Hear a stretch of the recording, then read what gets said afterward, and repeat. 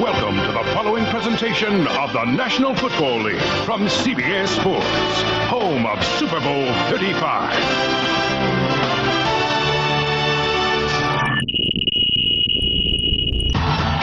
Perhaps the hottest team in football, the Tennessee Titans, again have been led by dynamic quarterback Steve McNair, the unstoppable Eddie George, and the relentless Javon Curse. The Titans are eyeing another AFC title.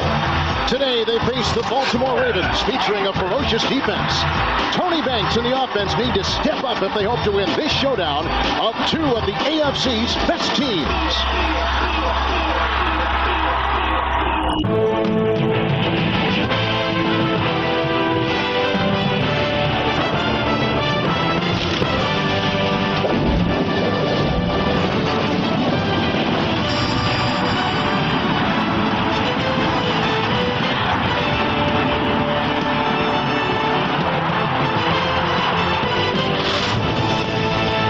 The Tennessee Titans are tied for the second-best record in the NFL and in sole possession of first place in the Central.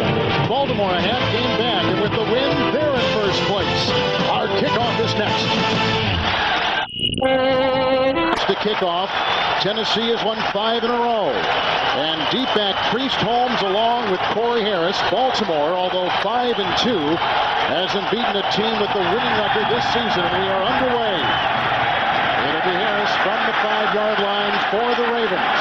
And a block from Holmes, and then tackled by Rodney Thomas at about the 26-yard line as we send it downstairs and say good afternoon to Beasley Reese. Thank you, Kevin. A great day for football and a great day for a developing story. The quarterback situation in Baltimore. Tony Banks is under pressure. He knows it. He told us so in a meeting yesterday. We asked Brian Billick about a possible change today. It could happen. It will be based on football criteria.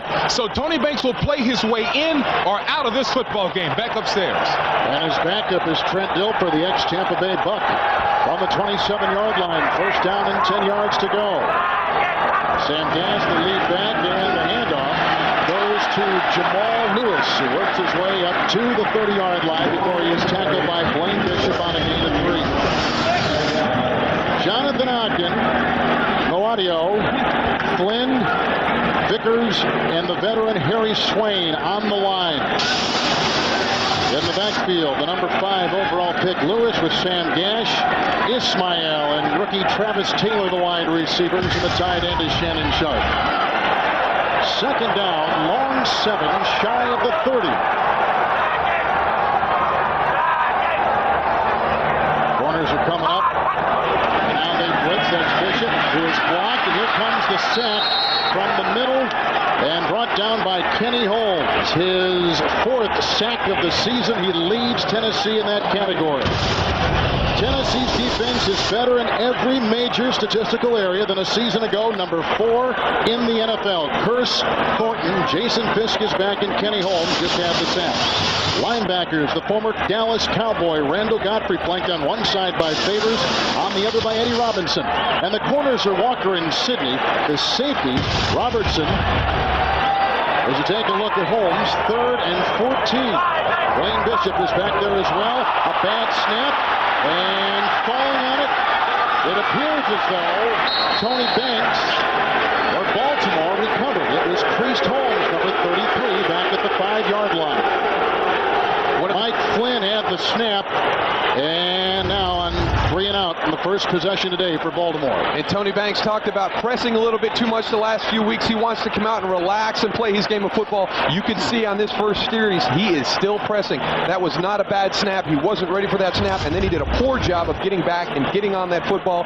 Very lucky that he had a teammate hustling. And the explanation to Brian Billick as you take a look at Kyle Richardson, the punt.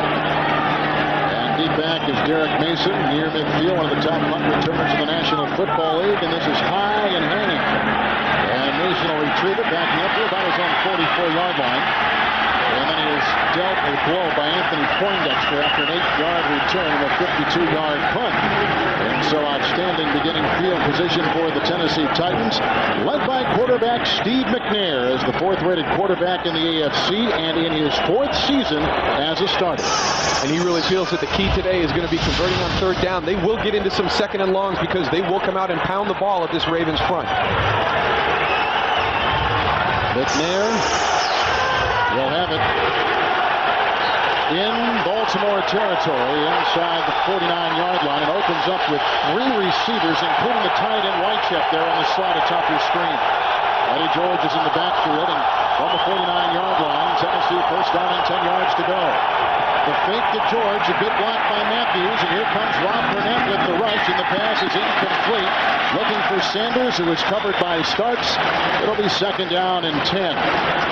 Tennessee's offense, number 6 in the NFL. Hopkins, Matthews, Long, Olsen, and Fred Miller. Miller played with the Rams a season ago. In the backfield, the number 3 rusher in the NFL is Eddie George. The blocking back is Neal.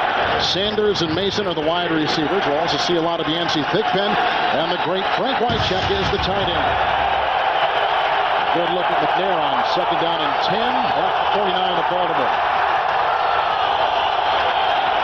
Whitecheck on the move. The pitch out goes to George. He got a block in the play for Miller, and he's tackled by Siragusa just inside the 46 and near the 45 on a gain of 4.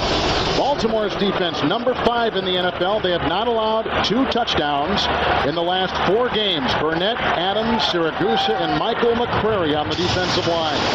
Linebackers, Ray Lewis on one side, Boulware on the other, Jamie Sharper. And in the secondary, the cornerbacks are Starks and McAllister. Rod Woodson and Kim Herring are the safeties. Very hard hitting backfield for Baltimore. 3rd down and 6. The leading tackler, Lewis, right there at the Baltimore 45. The clock is winding down to a 2nd. McNair calmly gets the snap, fires across the middle, close to a 1st down with Sanders making the catch. Corey Harris, 45, with the tackle. He had to get almost to the 39, and that's about where they've spotted the ball. And you'll see right here, just running a little delay. Nice little combination with Yancey Thigpen. He gets into the middle of the field, finds that little dead area between Corey Harris and Ray Lewis, and the offensive line did a great job of getting that whole play started with some great protection for Steve McNair. And they bring the chains on from the far side. Tennessee on Monday night taking care of Jacksonville again, 27-13. Eddie George had 165 yards in that game. And Baltimore losing, and that's how shy they are, the 1st down by a chain link. So 4th down, that far to go. What would you do? I tell you, this has been a physical game already. You've seen 2 little scuffles after some kicking plays. Jeff Fisher's going to set the tone. He's going to go for it on 4th and inches. 3rd youngest coach in the National Football League, and 46-year-old Brian Billick, coach of Baltimore in his 2nd season a year ago. They went 8-8. And so a defensive stand called upon for Billick and his Ravens as Tennessee, who lost here last December 41-14, will go for it on 4th and an inch. Talking with Jeff Fisher yesterday, that game just got away from him late. It wasn't a 41-14 football game. He feels real good about his chances today. 39-yard line. Neal is in the backfield with Rodney Thomas. And Thomas gets the call, breaks one tackle of Ray Lewis, and did not even get back to the line of scrimmage. And Ray Lewis knocked him off his horse. The 3-time Pro Bowler Lewis out of Miami. And they turn it over in downs. On 4th and inches, it does not pay off for the Tennessee Titans. And when you get into short yardage situations, the one thing you cannot have is penetration by that defensive line. Look at all of the purple jerseys that have gotten into the backfield of the Titans. Thomas over George. Kind of an interesting call right there. We'll see Baltimore in a second.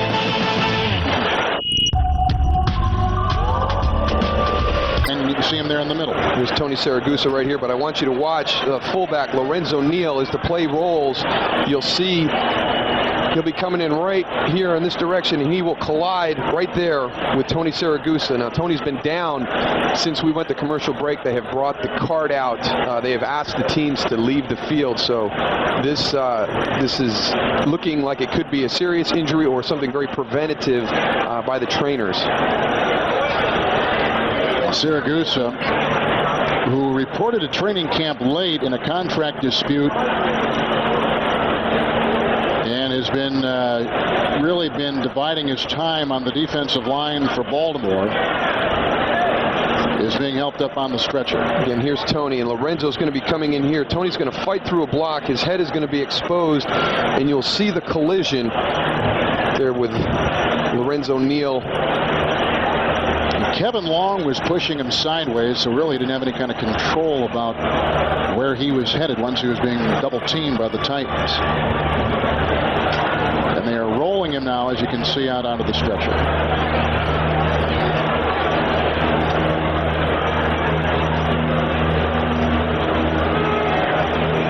His defense that Siragusa was a part of, #1 against the run in the National Football League. And visiting teams are getting under 58 yards per carry per game. And the thing is that today, Eddie George is being counted on heavily by Tennessee to have success against this defense. And they have really become a run-oriented offense. And the injury to Tony Siragusa is going to be very difficult for the Baltimore Ravens to replace what he does in this defensive scheme. He's a very big man, but he has very quick feet. He's one of the guys that keeps the offensive lineman from getting onto Ray Lewis in that running game, allowing him to flow freely and make the plays. So this will be a difficult replacement for the Ravens in their run-stopping scheme. An injury timeout as they assist Siragusa here in Baltimore.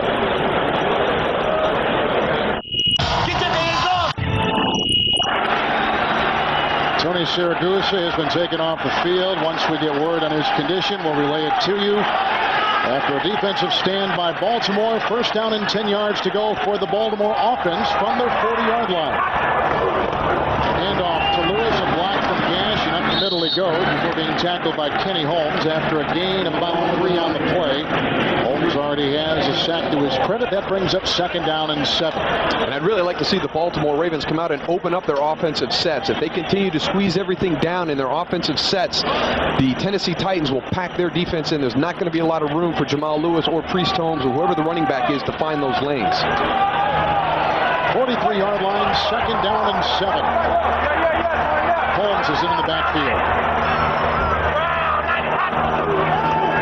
And the handoff goes to Priest Holmes. A block from Gash. He breaks a tackle from Godfrey, and then Kennard Walker forces him out of bounds after he gets a first down at about the Tennessee 49-yard line on a gain of 8.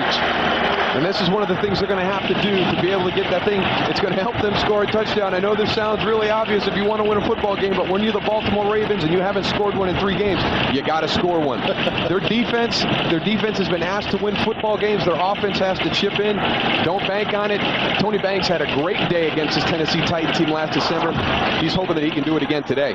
First down run and on the 49-yard line of Tennessee. Baltimore, first down and 10. Close almost off sides. Banks to the air, throws a pass, and it's caught by Qadry Ismail. Grabbed by Denard Walker at the 29-yard line of Tennessee. It's a pickup of 20 yards on first down. And this is going to be good for Tony Banks to start. He's got Qadry Ismail up at the top. He's just running a simple post pattern. He gets in between the defenders, and Tony Banks delivers it. It's a little bit behind him, but it's complete. It's going to give him some confidence to build on that. Ismail with his 23rd reception of the season. And initial word on Tony Siragusa. He has feeling in all of his extremities, and that is good. 29-yard line, first down and 10. Second possession of the day for Baltimore. The pitch out goes to Lewis. He cuts around the side, takes it inside the 25, and then was brought down by the linebackers on the play. Randall Godfrey. It's a gain of 6. 2nd down and 4 upcoming. And one of the things you cannot do against either one of these the Ravens or the Titans defenses is run sideways. You've got to get north and south. They do a great job of penetrating, but they both have tremendous team speed, and they love to get to the football. Denver an early lead on Cincinnati. Brian Griese is playing some fantastic quarterback for the Broncos. And Kansas City on top of undefeated St. Louis early.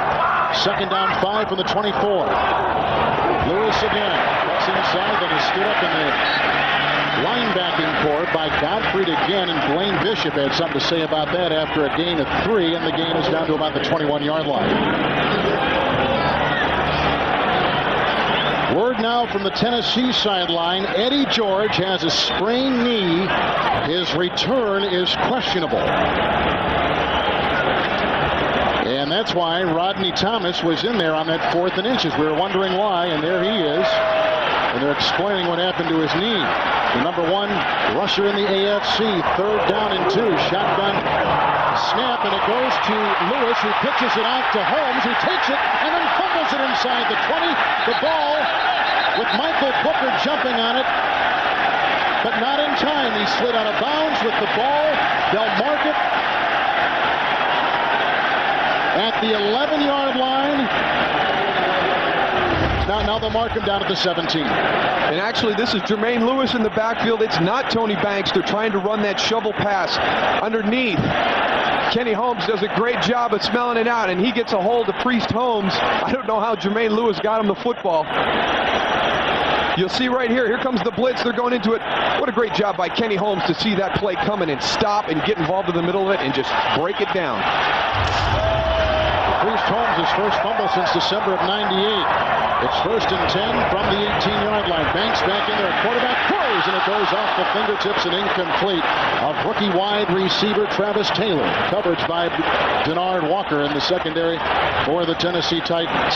And one of the things that everybody's talking about is the play of Tony Banks, but he's got to have some help from the people around him. This is a catchable ball for Travis Taylor. He runs a nice route. It's delivered on time.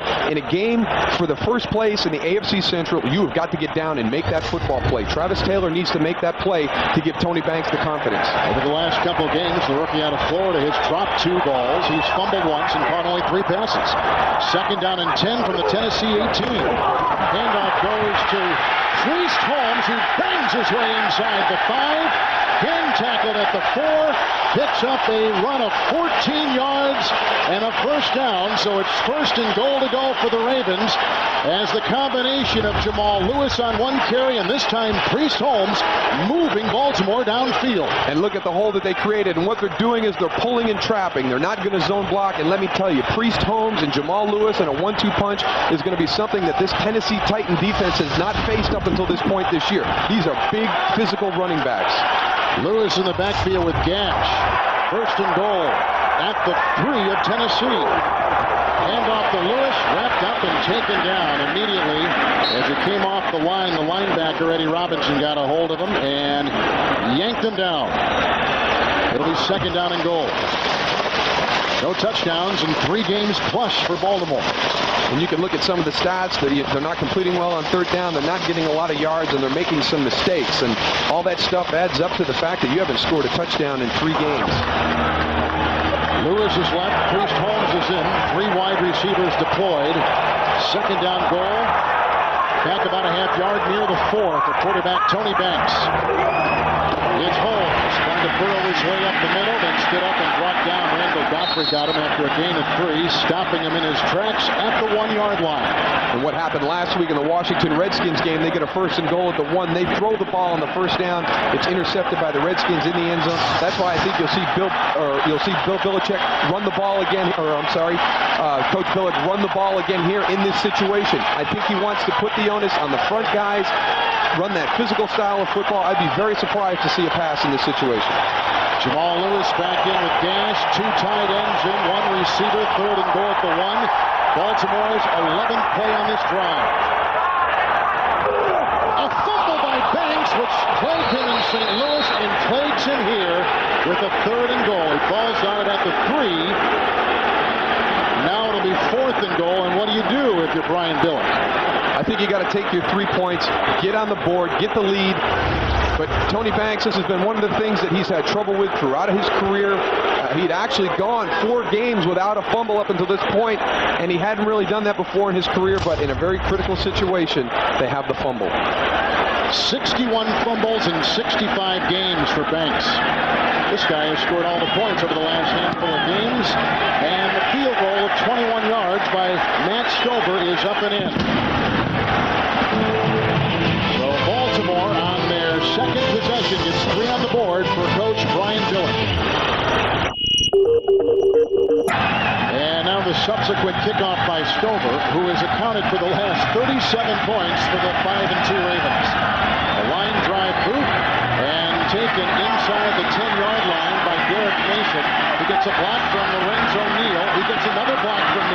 takes it up to near the 36-yard line. It's a return of 29 yards, and Corey Harris made the tackle.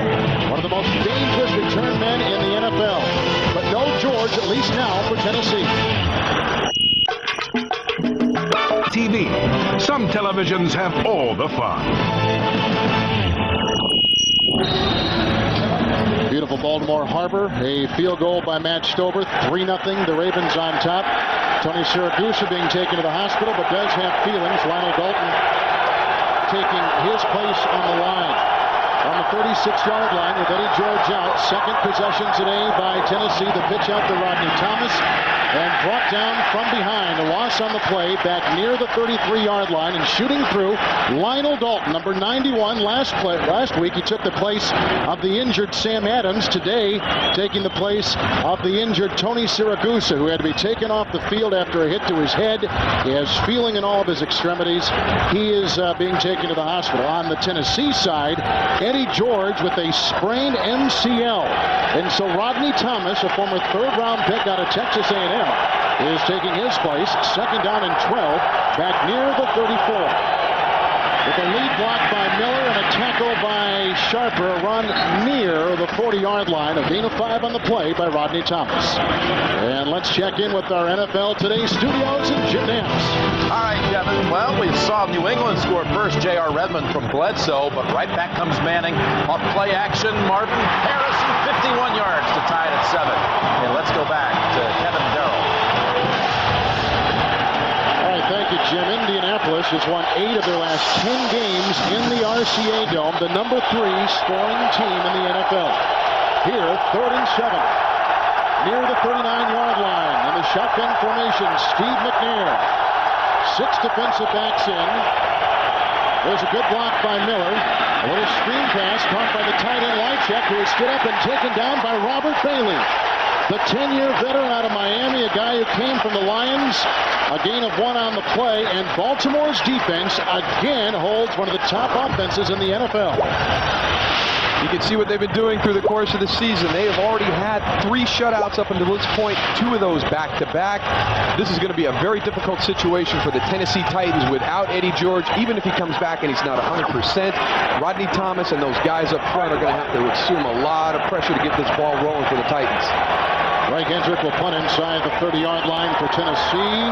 Jermaine Lewis is back inside the 20. Jermaine Lewis in his career has returned 4 punts for touchdowns. High hanging punt. And backpedaling almost inside the 5 is Lewis. Michael Booker was there, and then Rodney Thomas finally makes the special teams tackle. He's the guy taking the place of the injured Eddie George. 55-yard punt, 11-yard return flag on the field at the 40. Jerry Austin, first time we've seen him today, is our referee here in Baltimore this afternoon. Holding 51 of the receiving team during the kick. Half a distance to the goal. First down, Baltimore. That's Cornell Brown, linebacker for Brian Billick, who leads Tennessee because of his defense 3-0. Look! The sensational Michael Vick. Ford, Georgia goes into Gator territory to face Florida. Next Saturday on CBS.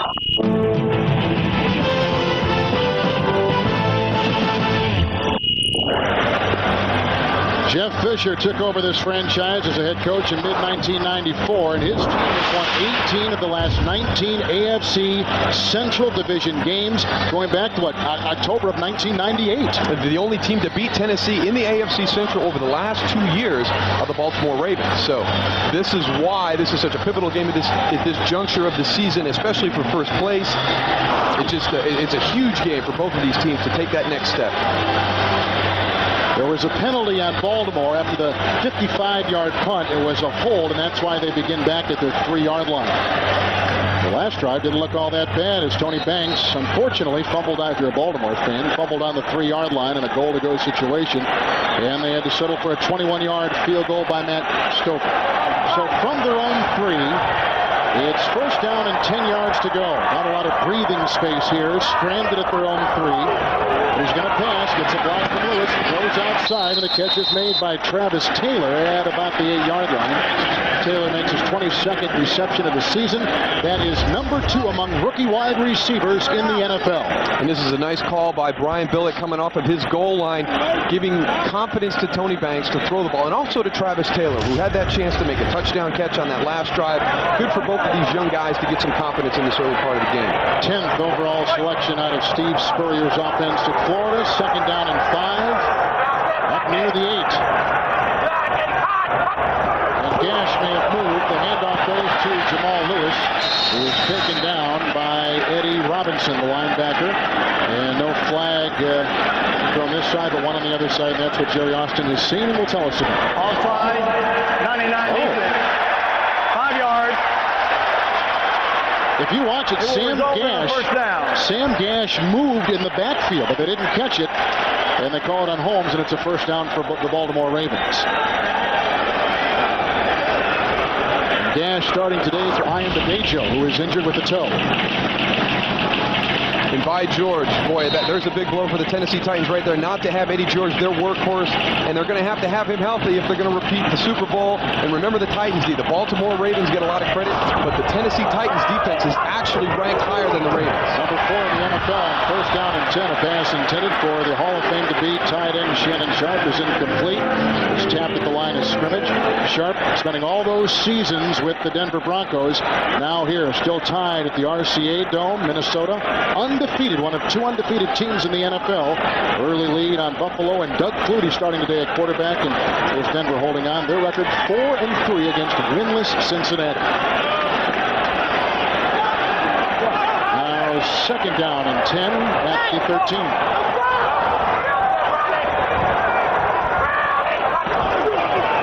Thanks. With time, going deep, looking for Ismail, and almost caught. Incomplete coverage by Danon Sidney. Sidney was inactive a week ago with the hamstring. He's about 80% today and trying to guard the missile, Kadri Ismail. And both of these defenses are very aggressive style defenses. You're going to see a lot of different blitzes and stuff. You'll see all the linebackers here. They're coming in. They're crossing everywhere. It puts a lot of pressure on the backs in the offensive line to be able to switch their men. And what that does, it allows Tony Banks to go to the outside. This is the strong part of his game, is throwing the deep ball. He's going to have some opportunities in this blitz game today. So as a former fullback, do you call out who you've got, or you just take the first guy coming at you? The running back has to react to what the offensive line does. It moves too fast for you to be able to yell switch or to tell which man you're going to go to. 3rd and 13. They get 3rd and 10 from the 13. And here's a pass by Banks, and it's caught at the 25-yard line. It's a grab and a first down catch by Travis Taylor. On 3rd and 10, they pick up 13 yards, and Banks is right on the money as we send it downstairs to Beasley Reese. All right, thanks a lot, guys. I have information, great news on Tony Saragusa. He has a bruised spinal cord, but he's okay. He's up and walking, moving all external extremities. They are taking him to the University of Maryland Hospital Shock Trauma Center for an MRI, but the information and the news is very good. Back upstairs. Thank you, Bees. That's terrific news. And you can see the first downs. What a difference with the Baltimore Ravens. 26-yard line, first down and 10 yards to go. Pitch out goes to Priest Holmes, looking for a block. He got it from Jonathan Ogden and picks up room up near the 25-yard line, maybe a half-yard gain on the play. Randall Gottfried and Kenny Holmes make the Tennessee tackle. There's Godfrey again, your former teammate with the Dallas Cowboys, and get live updates for each NFL game as it happens. Just click on live scores at cbs.sportsline.com. And what we just saw on that last play is something that Jeff Fisher talked to us about yesterday. They're going to use Marcus Robertson to come up and get into that 8-man front, because Tony Banks and everybody else they're going to be looking for Blaine Bishop. They're going to use Marcus Robertson to try and confuse them.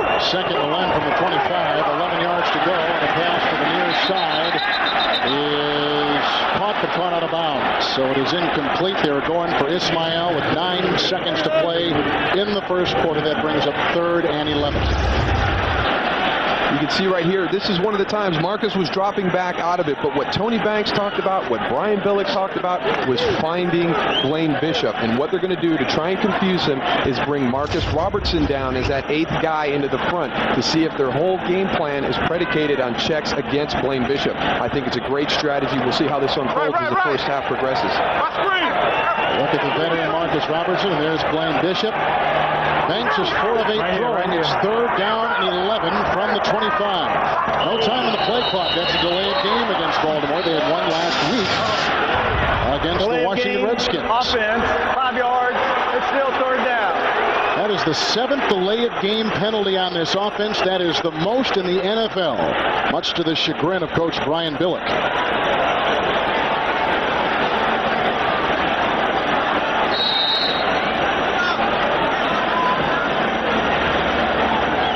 Now 3rd and 16 as they march it inside the Baltimore 21. They began this drive, the Ravens did, back at their own 3. They've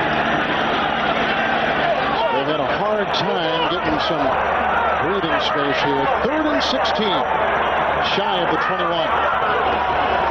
Banks with Hurst coming in, maneuvering up as Banks throws a first down pass downfield, caught by Ismail.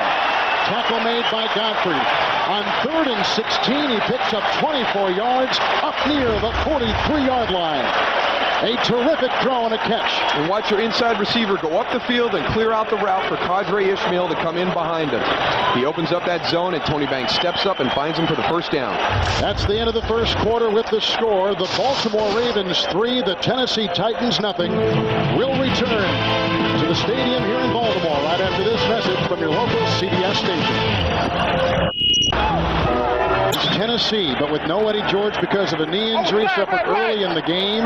They've only held it for 4 minutes. Baltimore has held the ball for 11 minutes. Now as we begin the second quarter, it's first down and 10 from the 45. And a pass caught by the spinning Ben Coates inside the 35-yard line. He's down to the 32. It's a gain of 23 yards, and again, Banks right on the money. Ben Coates is one of the guys that a lot of the people that are Baltimore Ravens fans have been wondering hasn't been into the offense. He releases, he's just going to go straight up the street, right up the seam.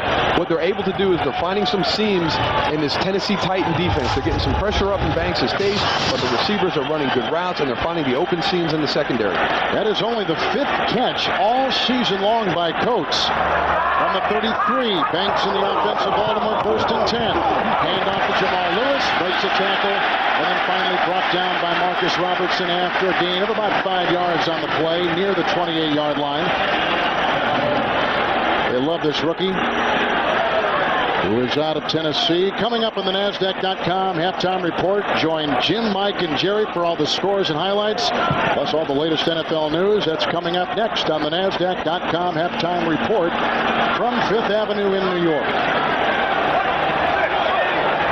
2nd down and 5 at the Tennessee 28. Priest Holmes is in there, and he gets a block from Sharp, and then he was wrestled and brought down by Blaine Bishop after a meager gain of 2. Bishop, a 3-time Pro Bowler, and the guy that you had to block when you played for the Cowboys. He is a physical player coming out of the secondary, and one of the things that I think is true for both of these defenses is you can't run side to side on them. There's too much speed in their front 7 and their secondary. You've got to get up and run the ball north and south. And that last play, you saw Priest Holmes running that stretch play, but the play before that, they put Sam Gash in the backfield and run straight out in between the tackles. I think that's what Baltimore has to do against this defense. 3rd down, 3 from the 27. Banks has converted 2 third downs on this drive, and he makes it 3 with the catch right there, and it's grabbed by Patrick Johnson. Johnson only catches his 3rd reception of the season. He beat LSU defensive back Denard Walker, and it's the 3rd down conversion on this Baltimore drive. And Jeff Fisher talked about this play in our conference with him yesterday. All they do is run a simple little hitch pattern. Tony Banks comes out and throws it. He feels that that's one of the stronger underneath passes that he throws. But the good thing about it, they came up and wrapped him up with the tackle. In that game last year where Baltimore beat them 41-14, they weren't tackling well, and they were letting those little hitches turn into big plays. From the Tennessee 22, 1st and 10 for Baltimore. The pitch out goes to Lewis, one-on-one with Favors, who devours him back at the 24. The linebacker's so quick, so fast for Tennessee. Loss of 2 on the play back near the 24-25-yard line. It's going to be an all-day affair for both of these teams. They're going to try and run against these defenses. They are. I can't tell you how quick they are. Watching them on film, they take pride in getting everybody to the ball. The one thing they talk about is while you're watching film as a group, you do not want to be the last guy that shows up on film. So you're going to see 7, 8, 9 guys getting to this football. Both teams take that philosophy. 24-yard line, Second down and 12. 13th play of this drive that began back inside the 3 of Baltimore. Play action by Banks. Loads of time to throw to the end zone. Dropped by the rookie Travis Taylor. He was covered by Denard Walker. Incomplete pass. Walker was all over him. Good coverage. That's excellent coverage by Denard Walker. He actually had Travis Taylor early. You'll see him come up. He's going to just be running a post route off the play action in the backfield. What a great break by Denard Walker. Look at him. He's right in his hip pocket, and he doesn't play through the back. There's no pass interference right there. He does a great job of going to the ball. Second time that Banks has thrown into the end zone to Taylor today. That seems to be a matchup that they want to use, and it's a similar route, too. It's that post pattern. The fans here are starting to boo a little bit, but that was great coverage by Denard Walker. Inside the Tennessee 25, third down and 12 for Banks. To go that one dead before there's a chance to materialize. 11:32 to play here in the second quarter. And looks like false start. Prior to the snap, false start, 70 offense, 5 yards. It's still third down. It's the veteran Harry Swain. As you see now that New England, who beat Indianapolis earlier this season in Foxborough, up by 3 in Indianapolis this afternoon. And now Buffalo has taken a lead. Eric Moulds, one of the great young wide receivers in the AFC East, grabbing one, and 7-3 now with Flutie throwing the touchdown pass. Denver still holding on over Cincinnati. Here 13-17 inside the 30. Baltimore in Tennessee territory. Good block by Ogden. Time for Banks. He had the ball knocked away. He reels it in. He's got to get to the 23, and he scrambles near the 20-yard line, and he's shy of the first down with shoving and pushing all over the field. And somebody in that fray lost the helmet, and so they're going to have to settle for 3 once again. He gains 9 on 3rd and 17. And you can see the upfield speed of Javon Curtis. He's going to come all the way around the outside, and he's going to force Tony Banks in. I tell you, there's some great agility right there, because you talked about a scrambling quarterback, but what he did is he gave himself some time in the pocket to move around. He's still looking to get that ball thrown away. Then he tucks it down and tries to get the first down. Stover has made 16 consecutive field goals at home. This from 38 yards away, and it is perfect.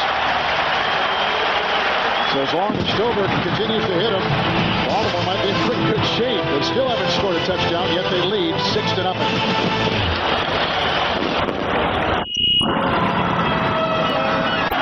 And the kickoff, and Tennessee with the #1 kickoff return team in the NFL, taken by Mason and wrapped up and brought down by Mitchell and by O.J. Brigance. And there seems to be a tussle for the ball. They're down at the 24-yard line, but we have not gotten any signal from the officials. As far as we know, it's Tennessee's ball.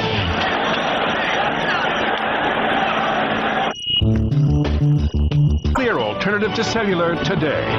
And by Wendy's Bacon Mushroom Melt. When you gotta have one, you gotta have one. And Monday on CBS begins with an all-new King of Queens, followed by Yes Dear, Everybody Loves Raymond, Becker with Ted Danson, and Family Law with new cast member Tony Danza. All here tomorrow night on CBS. Eddie George out of the game, injured on the first series, sprained MCL. So Rodney Thomas has taken his place. Only the 3rd possession today from the 24. First down and 10 by the defending AFC champion Tennessee Titans. The fake, and McNair with the pocket crumbling, runs into his center and then runs for the first down. A great move on Herring, and he takes it up to the 49-yard line. Scrambling on the play for 24 yards. That is Tennessee's first down today. And here's one of the things that a scrambling quarterback presents to a defense. Protection breaks down, he gets out of the pocket, and because they had man-to-man coverage and everybody was flooding the right side of the football field, there was nobody left on the left side. Steve McNair gets a big run out of that. That is the longest run this season by quarterback Steve McNair. Titans in sole possession of first place in the AFC Central. Half-game lead on their opponent today, Baltimore. Near the 49, McNair first and 10. Somebody was moving. It looked like Sam Adams. Here comes McNair being chased by McCrary, throws a wobbly pass. Incomplete downfield to Whitecheck. Incomplete. And no yellow on the field. It'll be second down and 10. So I agree with you, Kevin. It looked like Sam Adams had to be offsides. But that's what Rex Ryan wants. He wants these guys to penetrate, to occupy the linemen, to let the linebackers run free. But boy, oh boy, I tell you, he had that snap count timed up perfectly. Steve McNair right now needs to go on a quick count, go on a long, hard count to take advantage of the aggressive play of those guys on the front line. Second down, 10 near the 49. McNair, Rodney Thomas, a block by Benji Olsen, slithers past midfield and down to the 46. Woodson and Herring bring him down after a gain of 5. He's at the 46-yard line right there as you take a look at the Hall of Famer to be Rod Woodson. Tennessee coming in. They've won 5 consecutive games. Baltimore has not scored a touchdown in their last 3+ games.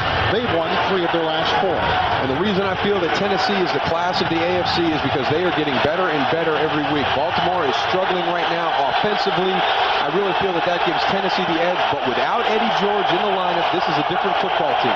Tennessee, the number 2 third down offense in the NFL. 3rd and 5 from the 46. McNair airing it out, going deep, looking for Sanders, covered on the play by Dwayne Starks. Incomplete pass. No yellow on the field, and Tennessee has to punt for a second time in 3 possessions. And here's the contact up at the top of the screen. There's a little hold right there. I think that Jeff Fisher and Chris Sanders are right to want a penalty on that flag. He had beaten Dwayne Starks with a little swim move to the outside. He reached back and grabbed a little bit of jersey to slow him down. 3 possessions. Second punt coming up for Hendrick. On the first possession, they lost it on downs in Baltimore territory near the 45. Setting up the return, Jermaine Lewis is back, and he'll have this one bounce in front of him. And along the 10-yard line up near the 12. Finally downed by Greg Favors, the linebacker. 33-yard punt by the former Pro Bowler Hendrick. Brought in the mind to Jeff Fisher, including his number 1 weapon offensively out, Jeff George.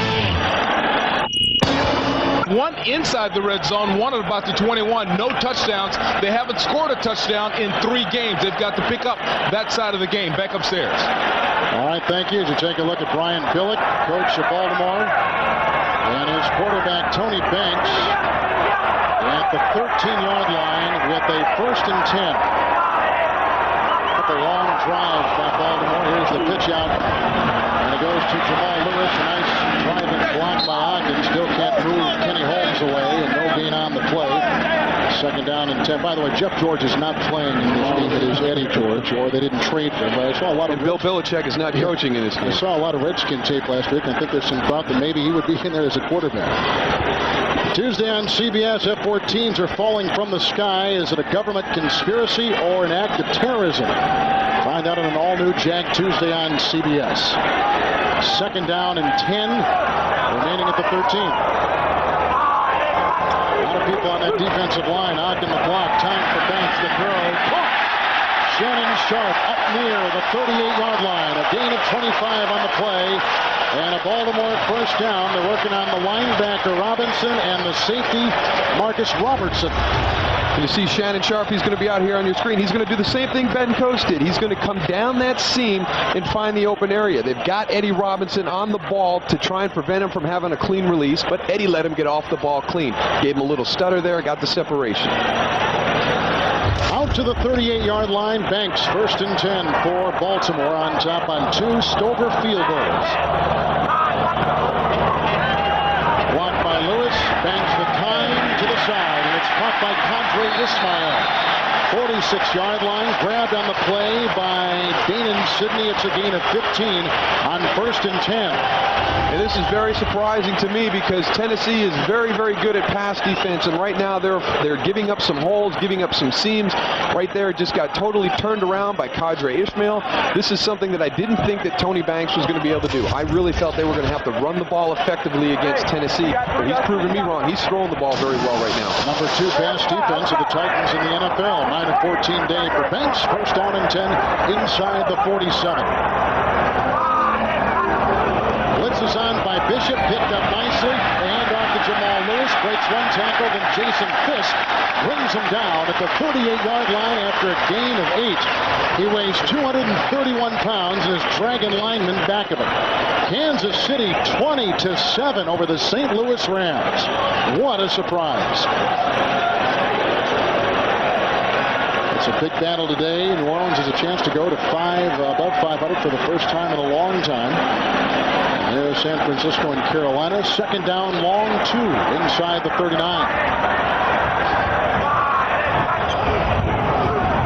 Fake to Lewis, who provides the block. Here comes the rush. He gets by Curse. He runs inside the 36, which was the first down. He's down to the 34. A scrambling gain of 5 for Tony Banks. He had an earlier run this afternoon of 24 yards. That's a first down run right there. And right now, the Tennessee front is doing everything right. Look at Jason Thornton, Javon Curse, everybody's right there, but what they're not doing is they're not converging on Tony Banks. They're running by him and letting him step up. John Thornton's got to close in. Javon Curse has got to come under control. They've beaten their man, but they're not finishing the play with the sack. 34-yard line, first and 10. Blocked by Ogden, the run by Lewis.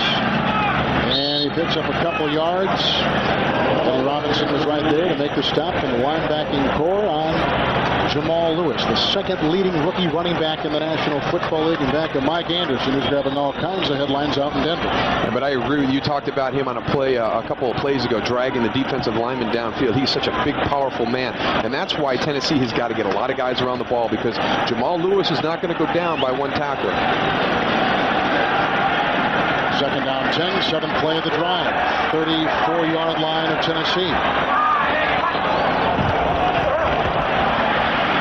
Banks somehow gets away, and the elusive Baltimore quarterback saved the sack on that play and wisely threw it away. He's shown a lot of composure today. He's playing much better than he has the last couple of games. And I think that one of the things he said was the way he pressed when he came onto the football field. And an interesting comment that he made, he wanted to put the football team on his shoulders and carry them. And I don't think Tony Banks needs to do that. He's got Kadre Ishmael. He's got Shannon Sharp. He's got Jamal Lewis. He's got some good people around him. He doesn't have to pick this football team up and carry them offensively. Has been effective on third down passing today. Now faced with 3rd and 10, 34-yard line of the Titans. Center by Flynn. Here comes the blitz by Bishop, and a flag has been thrown on the play. False start is the call. False start, 89 offense, 5 yards. It's still third down. That's the rookie Travis Taylor and an angry Ryan Billick on the side. This kid has had his up and down as a rookie wide receiver. And you're kind of hitting that rookie wall right now. And I know it sounds strange to people listening out there, but as a college football player, you play the 11-game schedule. You've got a couple of weeks of training camp. These guys have gone through 5 preseason games. Now they're into game 6, game 7 of the regular season. Their college season, their body is telling them that the college season is over right now. Why are we still out here running around? Back to the 39 with the penalty. 3rd down and 15. Shannon Sharp on the move.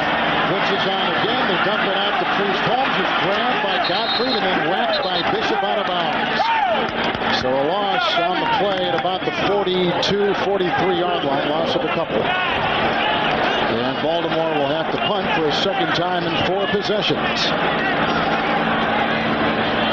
They have moved the ball, and Banks does look much sharper than he has the last couple of weeks. He really does. He's been throwing the ball well on time to the outside. He's been finding the guys underneath, and the guys are helping him out. Shannon Sharp's finding some seams. Ben Coates is getting into the action a little bit, but he's having that supporting cast step up and help him out, which he hasn't had the last couple of weeks. Kyle Richardson's punt is fair caught at the 16-yard line by Derek Mason. 26-yard punt. Mason, one of the top return men in the NFL. We'll take a look at Tony Banks. He and the Ravens lead 6-0.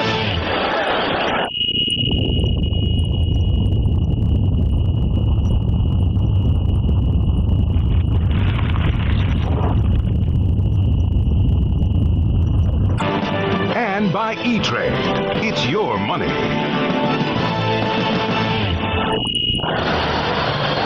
First place is on the line here in Baltimore this afternoon, with the Ravens on 2 Stover field goals on top.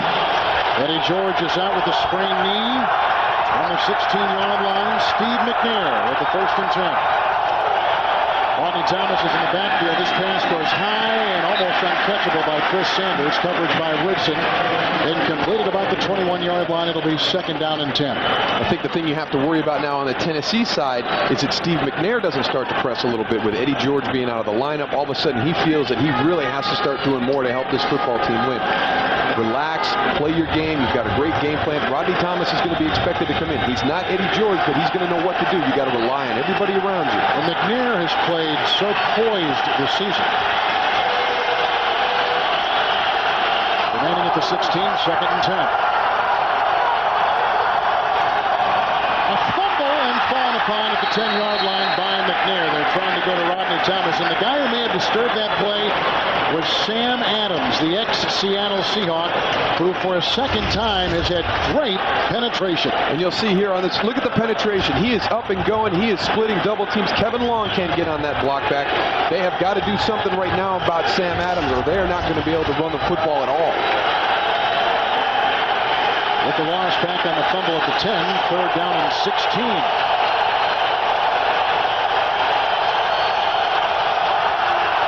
Four receivers deployed. Maybe a blitz.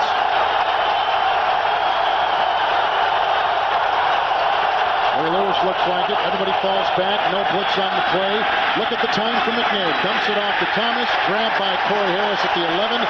It's a gain of 1. They had to get up to the 26. And 3 and out for the number 4 offense in the National Football League. They've got a punt. And to me, that's part of Baltimore's game as a defensive football team. They're going to frustrate you. Jeff Fisher's got to get his guys together on the sideline as an offensive unit and let him know, hey, this is our game plan. We're going to sit in there and keep going. And there's a crowd cheer for Tony Saragusa, who's walking back on the field. That's probably the best thing we've seen all game. Hendrick to punt. Jermaine Lewis drifting back at his own 28-yard line. And they'll try to dance, getting by Bullock, and then Bullock knocked him just off stride enough that he fell and lost his balance at about the 36. That's the rookie 1st-round pick out of Syracuse. 62-yard punt by Craig Hendrick of Butte. Friday on CBS, if you think you already know the Butte punt. And you can see the dominance right there by the Ravens. They have controlled the football game up until this point. Time of possession, total yards, 1st downs, just about every offensive category. 36-yard line, 1st and 10. Handoff goes to Lewis, who tripped as he tried to cut, and falling on him was John Thornton after a gain of 1. 2nd down and 9. As Tony Saragusa is back in the house. And he had a bruised spinal column, we were told. But he's back after the X-rays. Timeout taken, the first burned by the Ravens, who are shutting out Tennessee.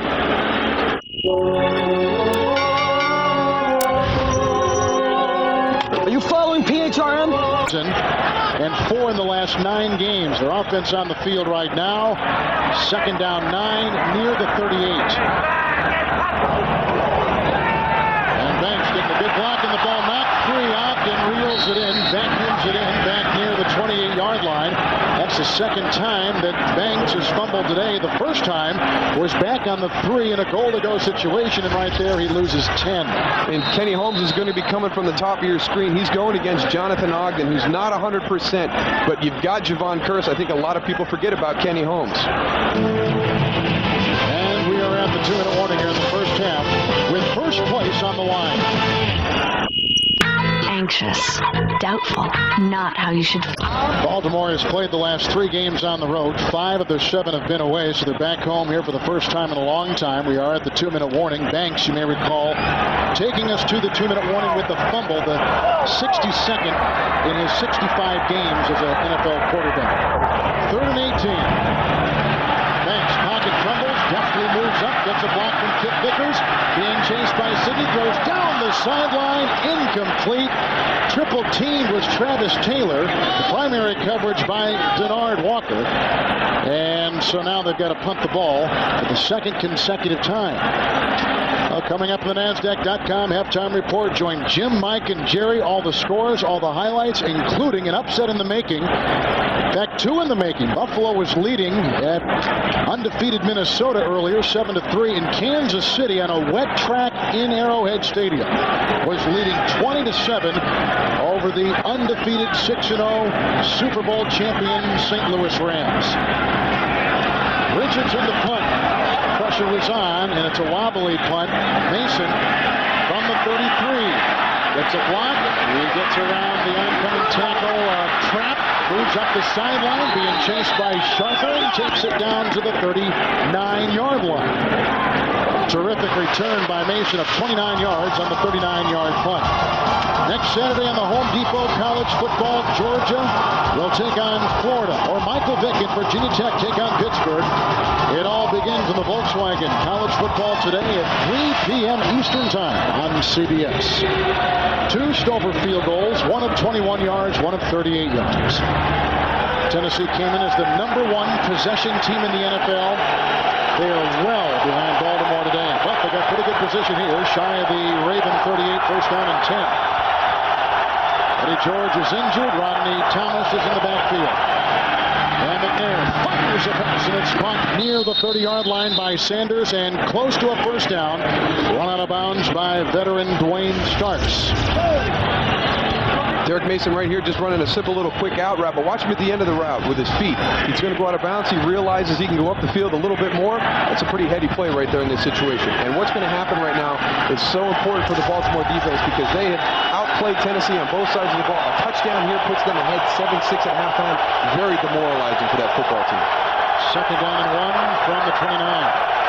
After the nice pickup by Sanders. Here's Rodney Thomas cutting around a white check block and stood up by Herring and brought down inside the 15-yard line on a gain of 15 yards. And Tennessee will burn their first time out. Well, that's a good point, Bill. It would be very demoralizing. Timeout ticket is caught by Mason, a gain of 4. Harris made the stop, and they're going to mark the ball near the 10, inside the 11.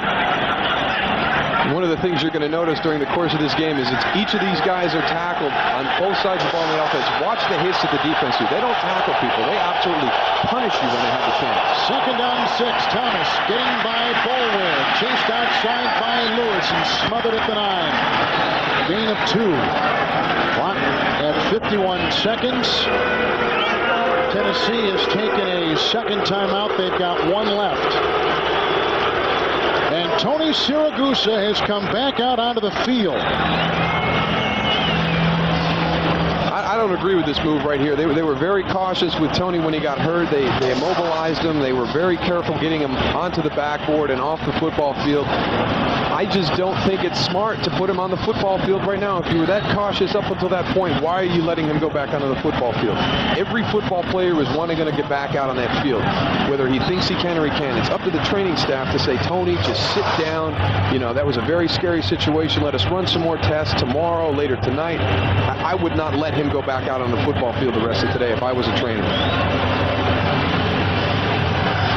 After the second Tennessee timeout, McNair has gotten the word. Third down and 5 at the 9-yard line of Baltimore.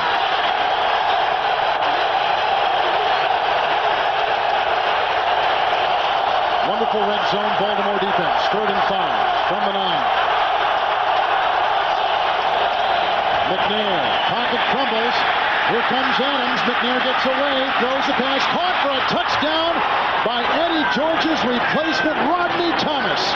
A 9-yard touchdown pass, and Thomas's first touchdown reception of the season. And it couldn't have come at a better time for the Titans.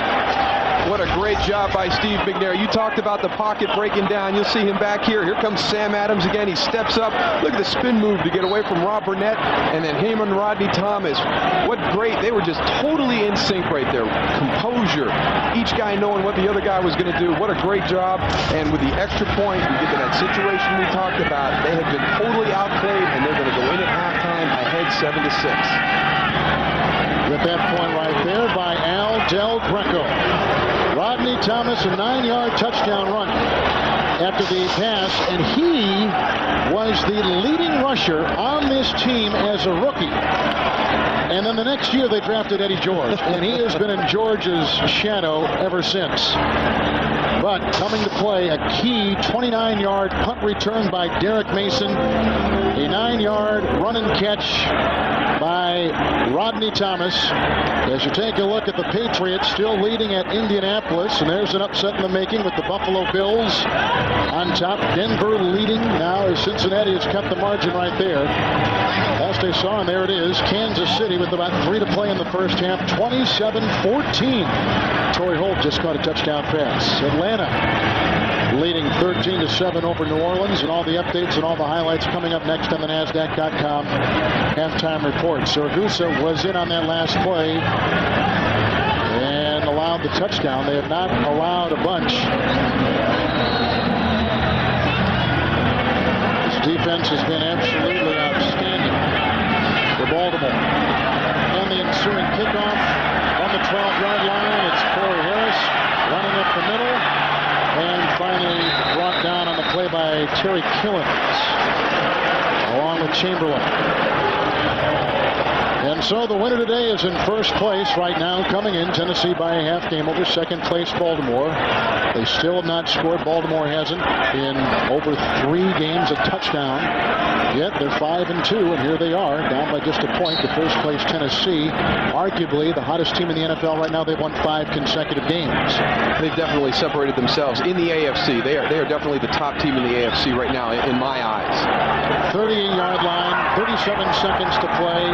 Baltimore with 2 timeouts. Shotgun snap by Flynn. Outside it goes for Sharp. Wisely gets out of bounds near the 41-yard line. Shoved out of play by George McCullough. It's a gain of 4 on the play and stopping the clock at 32 seconds. And a field goal right here is going to do wonders for the Baltimore Ravens. If they can get back the lead at 9-7 and go in at halftime ahead, it's going to be much more important for them from a mental standpoint to be leading after the way they have played this half. 3 receivers platooned. Again, Banks in the gun. Second down and 6 at the 42. 3-man rush. Blocked by Ogden. Pass outside. Caught by Jermaine Lewis. Wrapped up by Michael Booker, the ex-Atlanta Falcon. It's a gain of 4. And the clock at 26 seconds. And a timeout has been taken. And now Baltimore has but 1 remaining here in the first half. And tonight on 60 Minutes, while other kids play baseball, football, or basketball, this kid plays the stock market. So far, he's already ahead by a cool $500,000. Meet him. I'd like to. 60 Minutes tonight, followed by an all-new episode of Touched by an Angel, and then the CBS Sunday movie Yesterday's Children. It's all here tonight on CBS. Timeout Story with a 3rd and 2 at the 46 of Baltimore.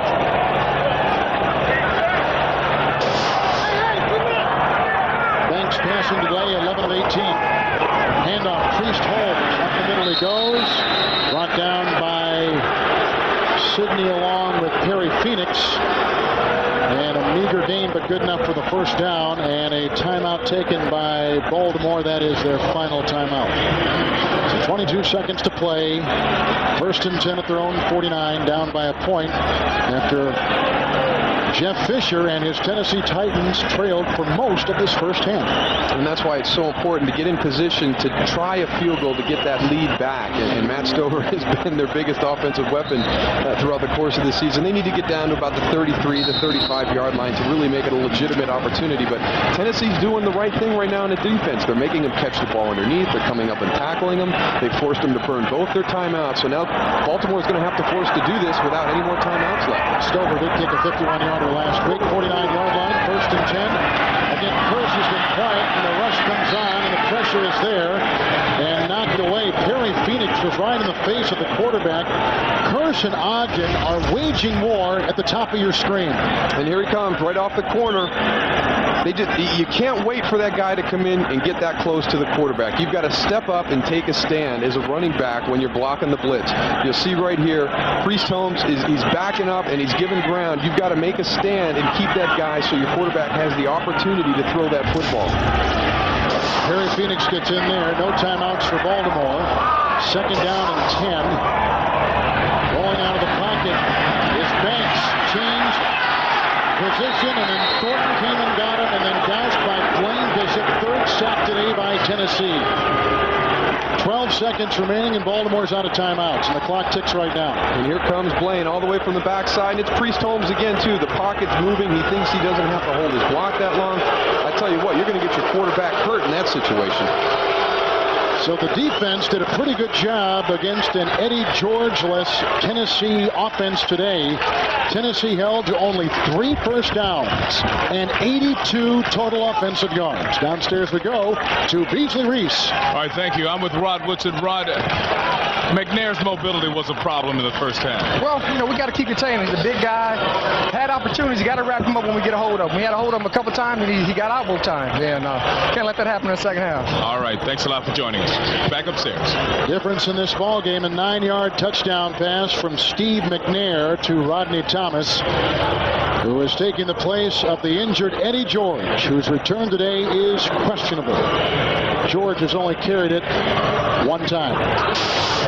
That takes us to halftime with Tennessee, the first place team in the Central, leading Baltimore. A Rodney Thomas 9-yard touchdown catch and run. CBS Sports coverage of the National Football League will continue after this message and a word from your local CBS station. On top, let's go downstairs as Beasley Reese is standing by with the great tight end receiver for the Titans, Frank Wycheck. Beasley? Frank, you survived the loss of Eddie George. A very patient offense. You finally got on top. Yeah, we were frustrated early on. They did a great job of, getting us out of sync, out of our rhythm. We lost Eddie early, but we have a confident back, and Rodney Thomas is running hard.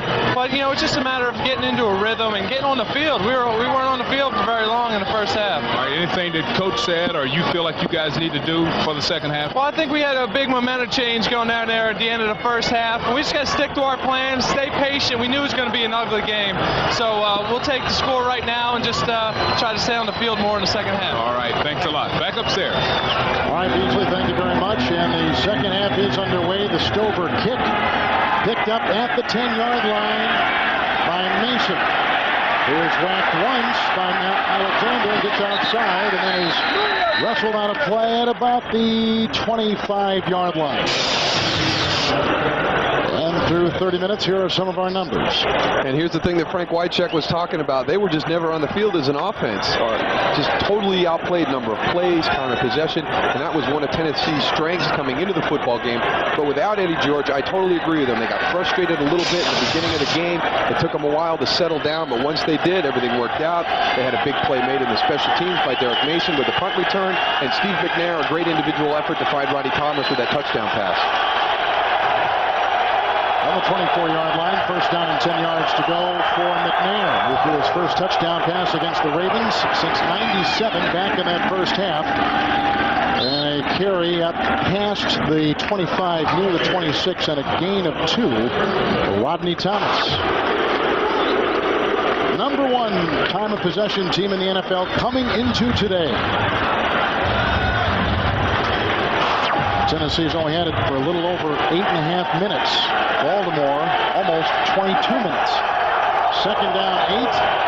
And McNair throws a dart to Frank Wycheck, who we just heard from. Spins into the grasp of Jamie Sharper. It's a gain of 4 out near the 31-yard line. And time of possession is one of those stats that a lot of people don't put a lot of merit to, because look at the situation we have here. They had the ball for almost 22 minutes, but they're trailing 7-6. So it's not how long you have the ball, but what you do with the football when you have it. Right now, Tennessee made the most of their opportunities in the first half.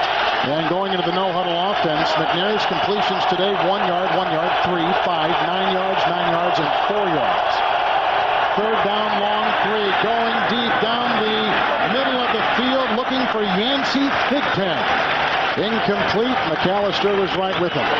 Incomplete pass brings up 4th down and 3 and out for Tennessee to begin the second half. One of the things that I think has really contributed to the success that Tennessee has had this year is their production on 3rd down, and one of the big keys to that is Steve McNair. He's completing 72% of his passes on 3rd down, and with a 3rd and 3 right there, you just mentioned the depths of the passes, the 1s, the 3s, the 5s, and all of a sudden he tries to unload one down the field there. I think he should have stayed in that game plan and just converted that 3rd down. Greg Hendrick, who has never had a punt return for a touchdown, knocks this one downfield with a great bounce to Jermaine Lewis, and it rolls inside the 20. It is down at about the 19-yard line. A 50-yard punt by Hendrick. He had a 62-yarder in the first half. The Titans still on top of Baltimore. Get your hands up! Get your hands up! And this is a pretty important possession, I would think, now for the Ravens. This is a huge possession right now. We've talked a lot about the demoralizing factor about the way that first half ended. It's going to be very important for the Ravens to come out and have some good positive production on this opening drive. From the 19-yard line, 1st and 10. Banks heading, intercepted on the play, and Randall Gottfried, the ex-Dallas Cowboy, breezes in for 6.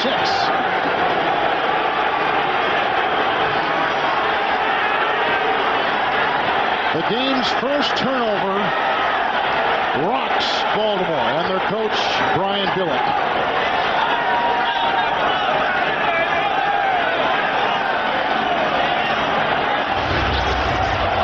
There's Randall Godfrey on your screen. He does a great job of cutting underneath Ben Coates. Ben Coates has got to lose some ground and give Tony Banks some room to throw. Didn't look like he was moving all that quick right there. Randall Godfrey steps underneath, picks it off, and gets to walk into the end zone. 24-yard return. First place Tennessee with 13:22 to play here in the 3rd quarter now, expanding their lead. The Al Del Greco extra point try on the Hendrick hold, and the Bruce Matthews snap is up and in. Randall Godfrey, who left the Dallas Cowboys and signed by Jeff Fisher, excites his coach and gives his team a good lead over Baltimore. Mars ground crew, this is Mars 1. Do you hear me? Over. Mars ground crew, this is Mars 1. Do you copy? Warner Brothers' new motion picture Red Planet, coming soon. And by Volkswagen. On the road of life, there are passengers and there are drivers. After the Godfrey interception for a touchdown, here's the ensuing kickoff by Tennessee. Corey Harris grabbed and gets away from Lorenzo Neal. Takes a pass to 30, where he is hammered by a host of them, including Chamberlain, Chris Coleman, and Terry Killens, all combining for the Titan tackle. 27-yard return. And Friday on the #1 new drama of the season, CSI. Yes. Well, what you just said about Banks in this previous possession, I guess it goes double for this one, right? Now it has become extremely important for them to be productive. From the 32, it's 1st and 10 for Tony Banks, down 14-6. There's a block by Vickers and a strike thrown by Banks. Downfield to Shannon Sharp. 19-yard reception by the 7-time Pro Bowler. Tackle made by linebacker Greg Favors. Mark it at the 49-yard line of Tennessee. Shannon Sharp right here. He's going to be releasing and getting into the middle of the football field. And because of what he stands for as a player, emotionally as well as physically, he's the guy that's got to get this offense up and ready to play and get them fired up and let them know, hey, we're not out of this game yet. Don't drop your heads.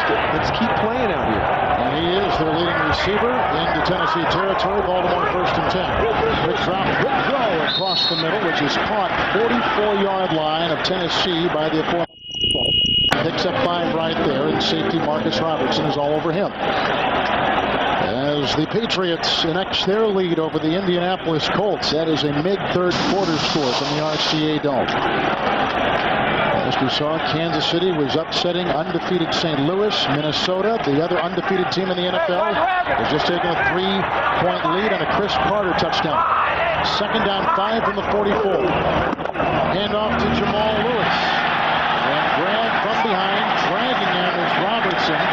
Held on to the ball. He's near the 37, picking up 7 and picking up a much-needed Baltimore first down. Jamal Lewis is a guy I think they need to get back into the offense. A little careless there at the end of the run. That ball came loose. He was very fortunate to get that back. Would have been back-to-back turnovers. You'll see right here at the end of the run, he's got the ball in the inside arm where all the contact can come in, and there you see it go out down to the ground. Randall Godfrey almost getting another turnover for his defense. It is a first down, 37-yard line of Tennessee.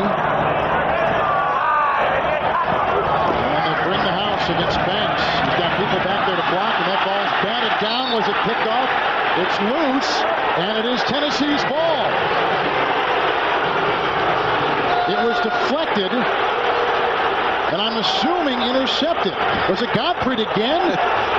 Randall Gottfried, who just had an interception returned for a touchdown, intercepts another one. That is the 7th interception by a linebacker for the Oilers/Tennessee Titans since 1993. That is just great athletic ability right there. You can't teach that to anybody. Randall's basically in a what they call a green zone. He's watching the running back to see if he releases. When he doesn't release, he kind of just hangs there. Tony Banks throws the ball. He jumps up and intercepts it right in the middle of the throwing lane. Yeah, that's not Tony's fault. That's just a great athletic play by Randall Godfrey. That is incredible. 43-yard line. Tennessee takes over. First down and 10. The offense is at it once in the second half, and they had to punt.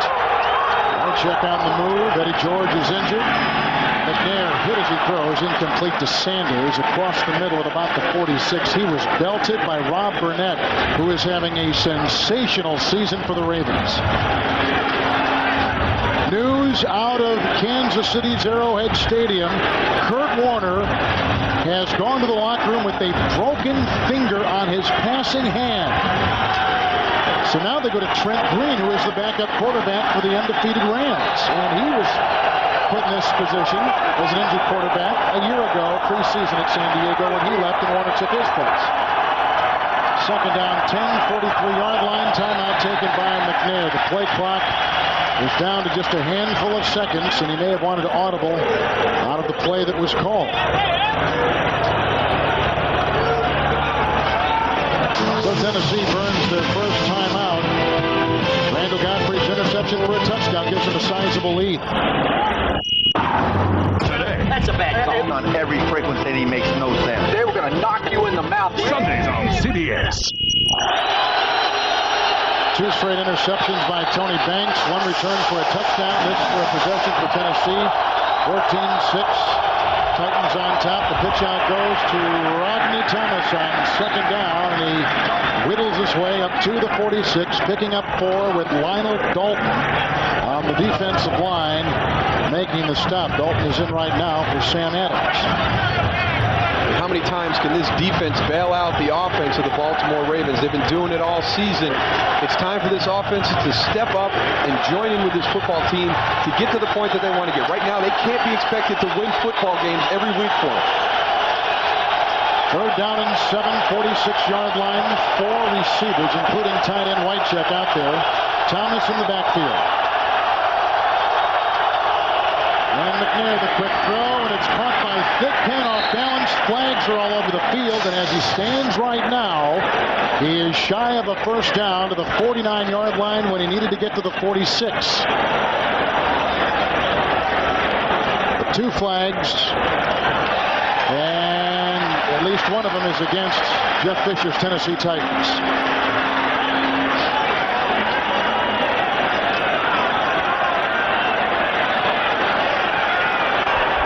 Pass interference, 85. Penalty is declined, 4th down. Setting a pick. I think he was. Derek Mason. For all you basketball fans out there, that's something you can't do in the NFL. So Baltimore's defense holds after the interception by Banks, and Tennessee can't cash in on that one as they did the first interception, which was returned by Gottfried for a touchdown. So Hendrick to punt again. The offense of Tennessee has had it twice in the second half, punting both times. Second consecutive 3 and out.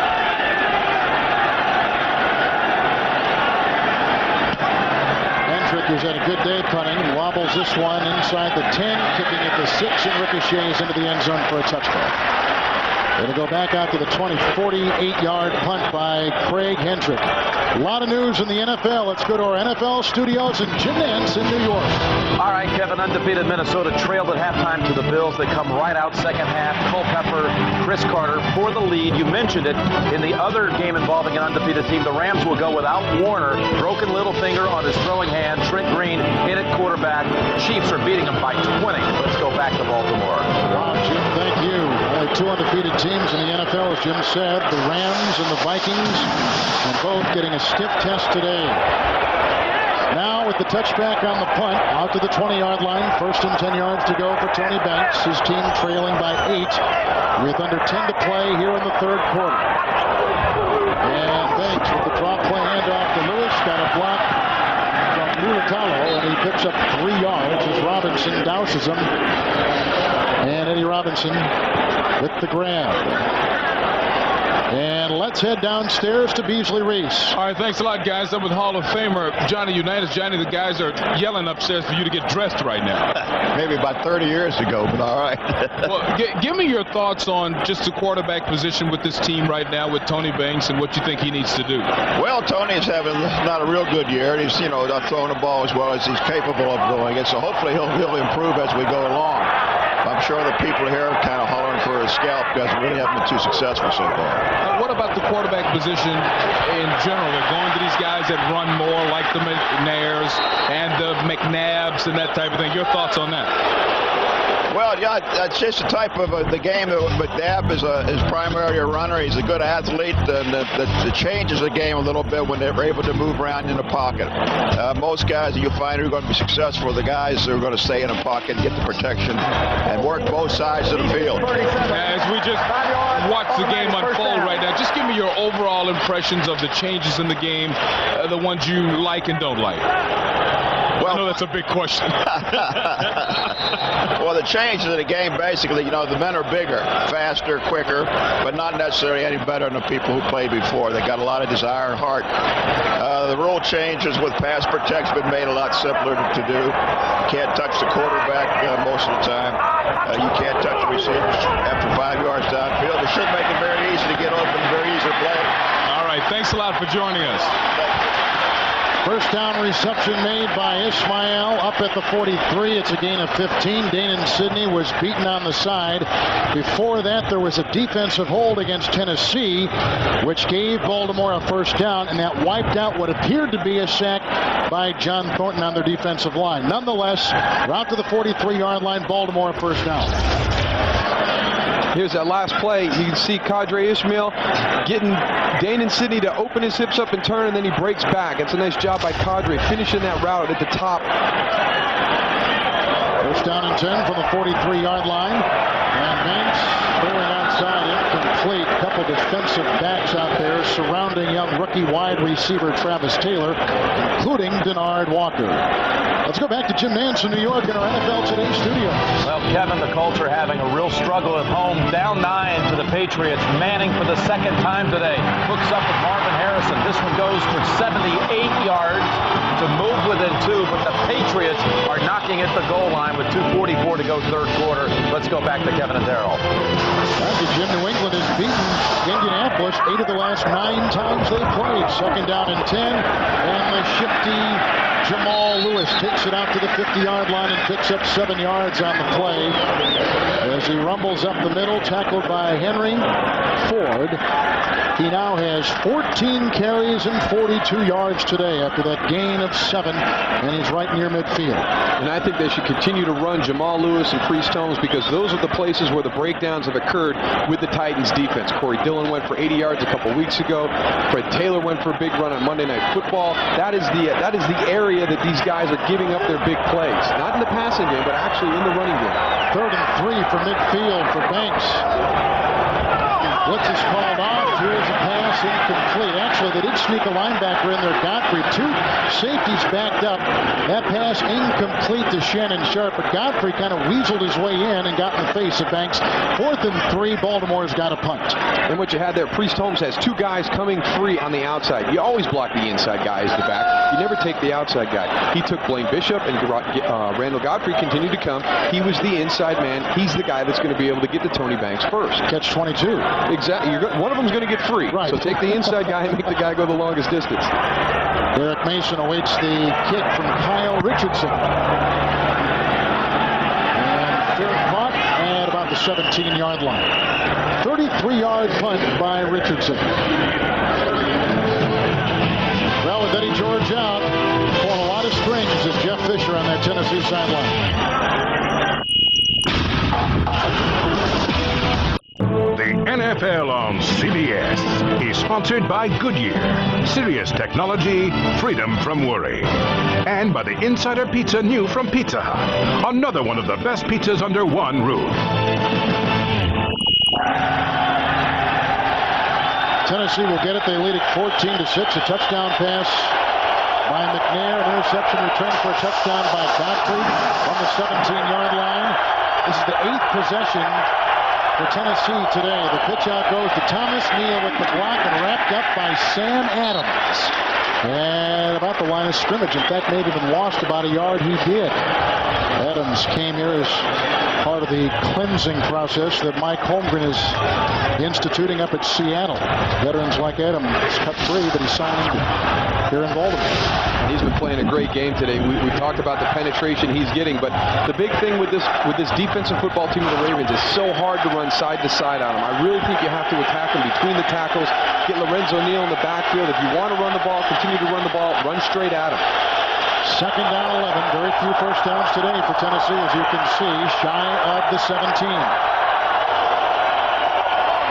Thomas running outside, grabbed by Burnett and brought down. Rob Burnett, an outstanding player, the AFC Defensive Player for the month of September.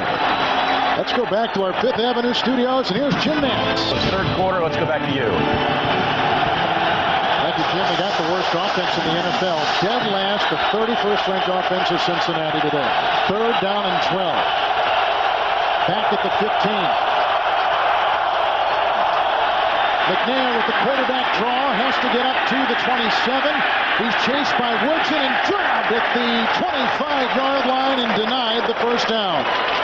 The veteran Rob Woodson, along with Ray Lewis, combining on the stop. The 8-time Pro Bowler. Someday he will be in Canton. And these guys all have to maintain their rush lanes. That's what they're hoping to do. They're going to have Steve McNair drop back. You see the little crease right there. That's the quarterback draw. This play will be on when he comes to the line of scrimmage. We talked about his ability to audible and check into the proper play. That play will come up about 10 times during the course of the game, whether Steve wants to run that or not. 3 consecutive 3-and-outs for the Tennessee Titans, the #1 team in the AFC Central. First place is on the line today. Hendricks' punt is high and retrieved 34-yard line by Jermaine Lewis. He gets a block and weaves his way up to about the 42-yard line. A 42-yard punt by Hendrick, a 9-yard return and a lot of congestion by Lewis. And a flag has been thrown on the far side. In fact, the flag is almost resting on the chalk across the way at the 36. And with that, officials head off. I'm guessing someone's out of bounds. Unless you saw more than one violation. During the run back, illegal block from behind. 86 of the return team. 10 yards, first down. That's your former teammate, Billy Davis, the ex-Cowboy. What's going on here? No comment.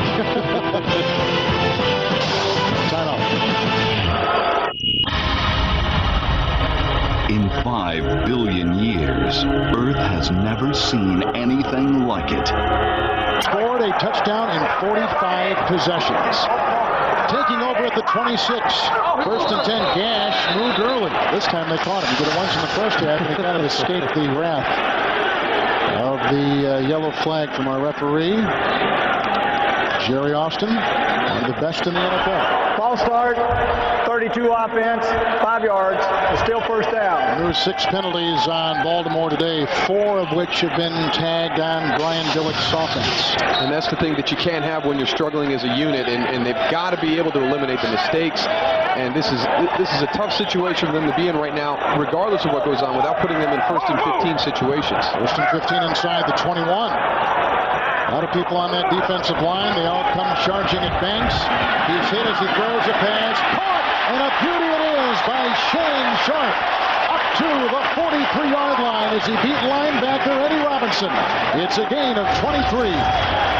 Shannon Sharp right here, number 82. He's going to come all the way across. And we've talked about Eddie Robinson being lined up on Shannon Sharp.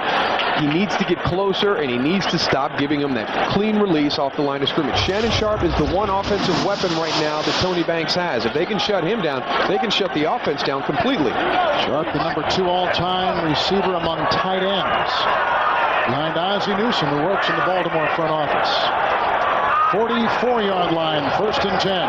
Banks again with time to the side, and almost picked off by Danon Sidney on a pass intended for Ismail.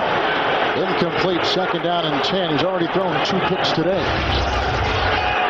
And you can hear the crowd starting to boo a little bit. One of the things that Brian Billick talked about, he's not going to look at crowd noise and read the newspaper articles to see if Tony Banks is in trouble. He has a serious in-season evaluation process that he goes through to see how the production at the quarterback position is doing. Right there, obviously, the ball thrown a little bit behind. Probably should have been intercepted. But right now, Tony Banks has got to do something to get this team moving. More scores. Buffalo leads Minnesota, 2nd down and 10. Handoff to Lewis. He gets a block from Gash, and he takes it by the 50-yard line and gashes the Tennessee 49. It's a gain of 7. And they've got to get down to the 46.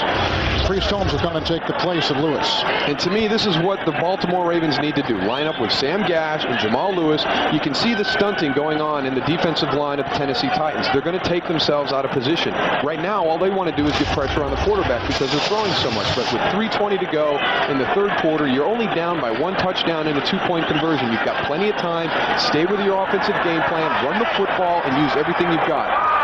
3rd down 3, just inside Titan territory. Banks throws, and that is caught for a 1st down, and it goes to Jermaine Lewis with a rare catch today, a gain of 5 on 3rd and 3.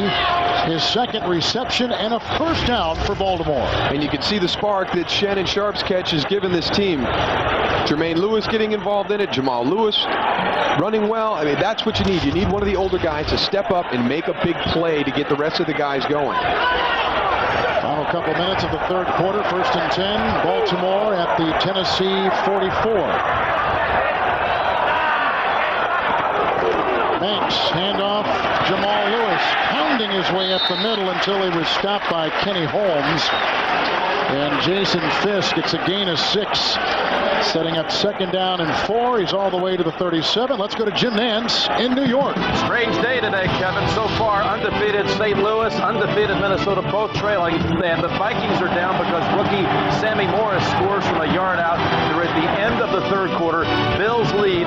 Also crazy today, winless Cincinnati over Denver so far. Back to you. Wow. 2nd down 4, 38-yard line. Thank you, Jim. Here comes Banks. Hit once, gets away, throws it, and bobbled and reeled in by Jamal Lewis. He's chased by Favors, tackled from behind at the 10 by Robertson. A gain of 27 yards, and that's the big play that the Ravens have been looking for. They're to the 11, 1st and 10. And here we go. Here comes everybody again on your blitz. But watch at the very end. Eddie Robinson is going to miss him. He's got him right in his sights. Tony Banks is able to step up, find Jamal Lewis. What a great job of catching the football, get him in the open field. And as Kevin said, that is the one big play that they've been lacking all day offensively. On the 11 of Tennessee, 1st down and 10. Banks to the end zone and looking for Travis Taylor. There was contact, no yellow on the field. Incomplete pass, 2nd down and 10. Should there have been a flag? I didn't really get a good look at it, but I'm just not a big fan of the fade route on the outside down here in the red zone. I think it's something that every team works a lot at, but you've got to work so much at the timing of this and getting a good feel between quarterback and receiver. I think the best at it is Chris Carter, but they run a little stop fade. But to me, with a guy like Jamal Lewis and Sam Gash in the backfield, just line up, take a couple shots here, maybe throw some play action, but the fade, to me, I'm not a big fan of it in this situation. 8th play of the drive, 2nd down 10 at the Tennessee 11. They're showing blitz, and here they come. Banks to the end zone, intercepted, picked up by Danon Sidney, shades of a week ago at FedEx Field when he threw an interception into the end zone with the ball resting at the Redskin 1. And Tony Banks has just thrown his 3rd interception today.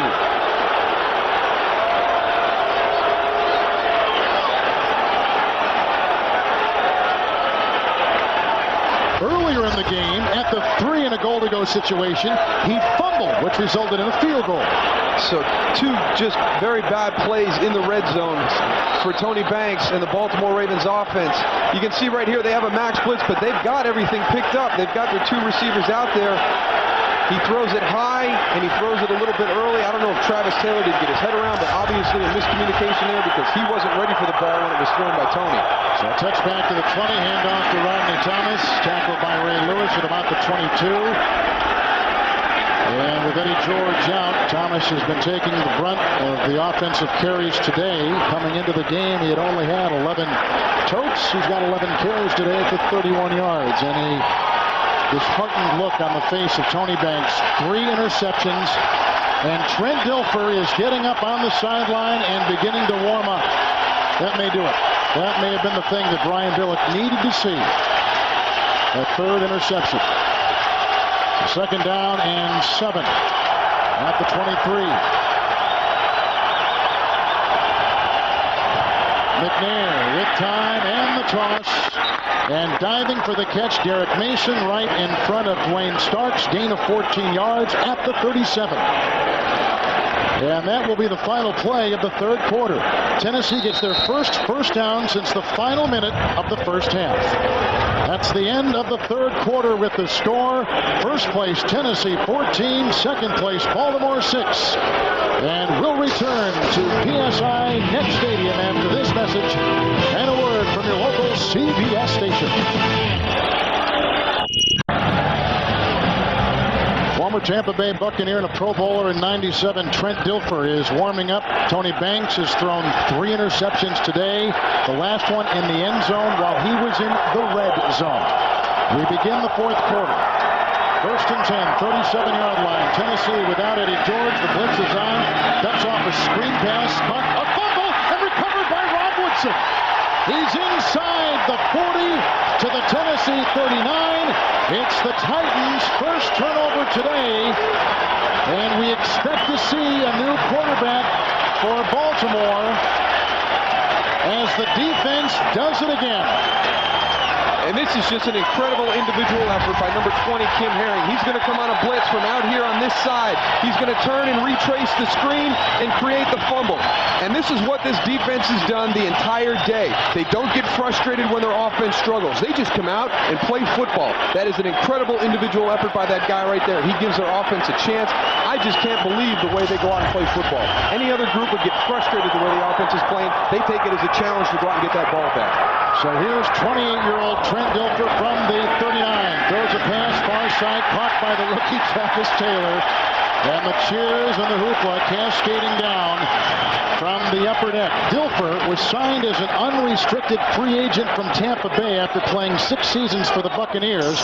Really the guy that Brian Billick wanted was Randall Cunningham, but Minnesota held on to him to June 1st. He had committed to Dilfer, and he stuck with Dilfer even though Cunningham was available. In a very similar situation for Trent Dilfer that he had in Tampa Bay. Command the offense on a team that has a tremendous defense. Just don't get the team beat. 32-yard line, 2nd and 3. Fumble on a missed handoff. Dilfer picks it up and covers the ball at the 35. And he was going going to Priest Holmes. I guess you might expect some of this. Now, Dilfer did take more snaps in practice, Brian Billick told us this week, but he probably would have anyway. Yeah, he says that's a normal transition as the season goes on. He doesn't want the starter to take all the reps. He wants his arm to be rested for the end of the year. But you can see right here, Trent Dilfer has a tough time getting out. He stumbles over some feet. You will have some questions in the quarterback center exchange. You could have some questions with the quarterback running back exchange. So this is not an easy transition for this offense at this stage right now. But they recover the fumble. They're at the 36, make it the 35 with a 3rd down and 6 to go. Dilfer with time throws a pass and dropped on the far side. The coverage by Robertson, and the pass intended across the way for Ismail, and he is still down. Kadre Ishmael, number 87 there on the inside, going up and just breaking to the outside. He gets between the 2 levels. The ball's delivered. He just makes a clean drop. He should have made the catch. Pass was there. Dilfer will take him the rest of the way, and we've got 13:49 to play in the 4th quarter. Ismail is still down at about the 17. Yeah, that was a pass which was very catchable. And that goes back to some of the things that Brian Billick was talking about, the supporting cast around Tony Banks. They weren't getting the job done on the outside. They weren't really opening up lanes underneath. So this is a situation right here where Trent Dilfer comes in. He has an opportunity to convert a 3rd and 6. He delivers the ball to the receiver, and he doesn't make the catch. So, it goes back to that intense evaluation process. Brian Billick's not going to listen to the boos of the crowds or the talk radio around town or read the newspaper. He's got his own way of finding out how productive that quarterback has been. And if the guys on the outside continue to not make plays, then the quarterbacks aren't going to be successful. Ismail slowly walks across the field. Now, here's an interesting coaching decision by Billick. He's at the 35 of Tennessee.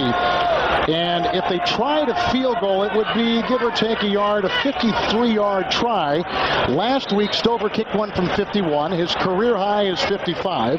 But they've elected, it appears as though, on 4th and 6 to punt the ball. But you have to remember, you will get the ball at the spot of the kick, not at the line of scrimmage. So they would actually get the ball at probably the 42-yard line. And right now, to me, the correct choice is to punt the ball, pin Tennessee back. Their defense is playing outstanding. Don't give them a short field. Make them earn everything coming off their end zone. Baltimore can't cash in on the Rodney Thomas Tennessee fumble. Here's Richardson. Flag is down. And delay a game, which I think they'll decline. At least I would. Penalty is declined. 4th down. Why give a benefit another 5 yards to Richardson, right? Give him a little bit more room to work with. But they're right. The other guy says, hey, I'm going to give it to him anyway. Yeah. It's one of those things you don't even have to call. Just look out and go, hey, we're going to punt. We're going to call. We're going to hold it and do a delay game. Well, we're not going to accept it anyway, so just kick the ball from here. Here's Richardson with little rush put on. Gets it sky high. Mason is back, landing at the 3. Saved by Trapp and down at the 1. A 34-yard punt. James Trapp, the ex-Raider, saves it for Kyle Richardson. And they've got the Titans pinned and stranded at the 1-yard line. What do I want the internet?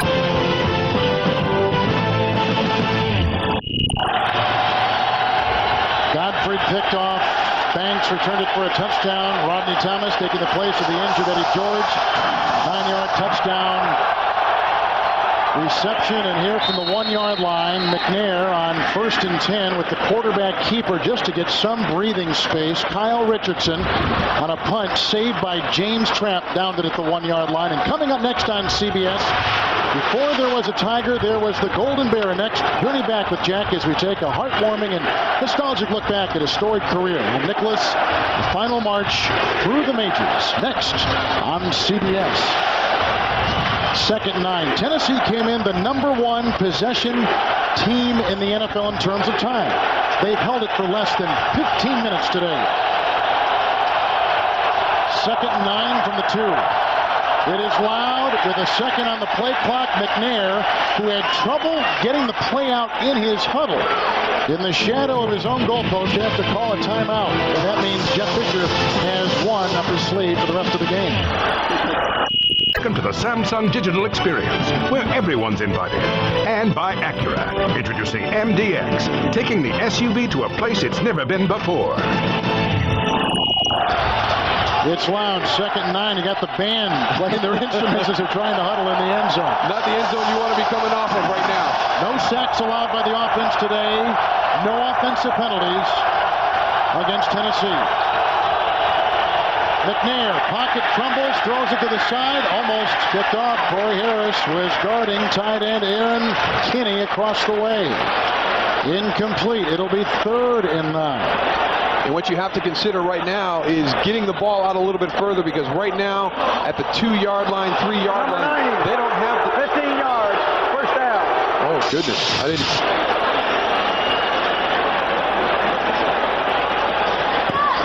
A 15-yard penalty against Baltimore. Roughing the passer. Wow, and that is just a big mistake. Rob Burnett. Yep. But right there. You know what? If he went to the head and he hit the quarterback in the head, I'll give it to you. But to me, there wasn't a whole lot there. Now some breathing space, 17-yard line for McNair, and a first down. Rodney Thomas, he's fumbled once today, digs his way through the pile, then is brought down by McAllister and Woodson out about the 24-yard line on a hard-earned 7-yard gain by the 6th-year running back out of Texas A&M. And a high school football legend in Texas, the all-time leading high school rusher in Houston high school history. Log on to NFL.com and read about the NFL's all-time sack masters. It's only on NFL.com. 2nd down, 3, shy of the 25. Kinney, the rookie tight end, on the move. Thomas again. Kinney with the block, bouncing outside, chased by Sharper, brought down by Woodson. First down gain, 39-yard line, picking up 14 yards. And you see how big that roughing the passer penalty becomes down on the goal line. Now they've gotten out to here. This is just a great job by Rodney Thomas, and a different style than Eddie George. This group is going to be geared in to stop a big physical runner. Now all of a sudden you've got a shifty guy. Look at how far he can bounce outside. He gets away from the pursuit of the defense inside, and he's running pretty tough himself right now. Markham at the 37 in the day for Rodney Thomas. Came in with 11 carries all season. Has 13 alone this afternoon against the number 1 run defense in the NFL of Baltimore. 37, 1st and 10. Pitch out to Thomas. Cornell Brown forced him inside, and that's where he is met by Ray Lewis after a gain of 3. And he moves the ball near the 40-yard line. Busy day in the NFL. Look at this upset in the making as New England, which earlier this season beat the Colts at Foxborough, leading again late in the game. And Buffalo on top of undefeated Minnesota. Doug Flutie starting today, and as a starter, he is 17-8, taking the place of Rob Johnson for the 2nd time in 3 years. That's an upset in the making. Winless Cincinnati on top of Denver, 17-14, early 4th quarter. And Kansas City on top of St. Louis. St. Louis unbeaten. Warner out with a broken finger on his hand. 2nd down and 7. McNair down the middle looking for Kenny.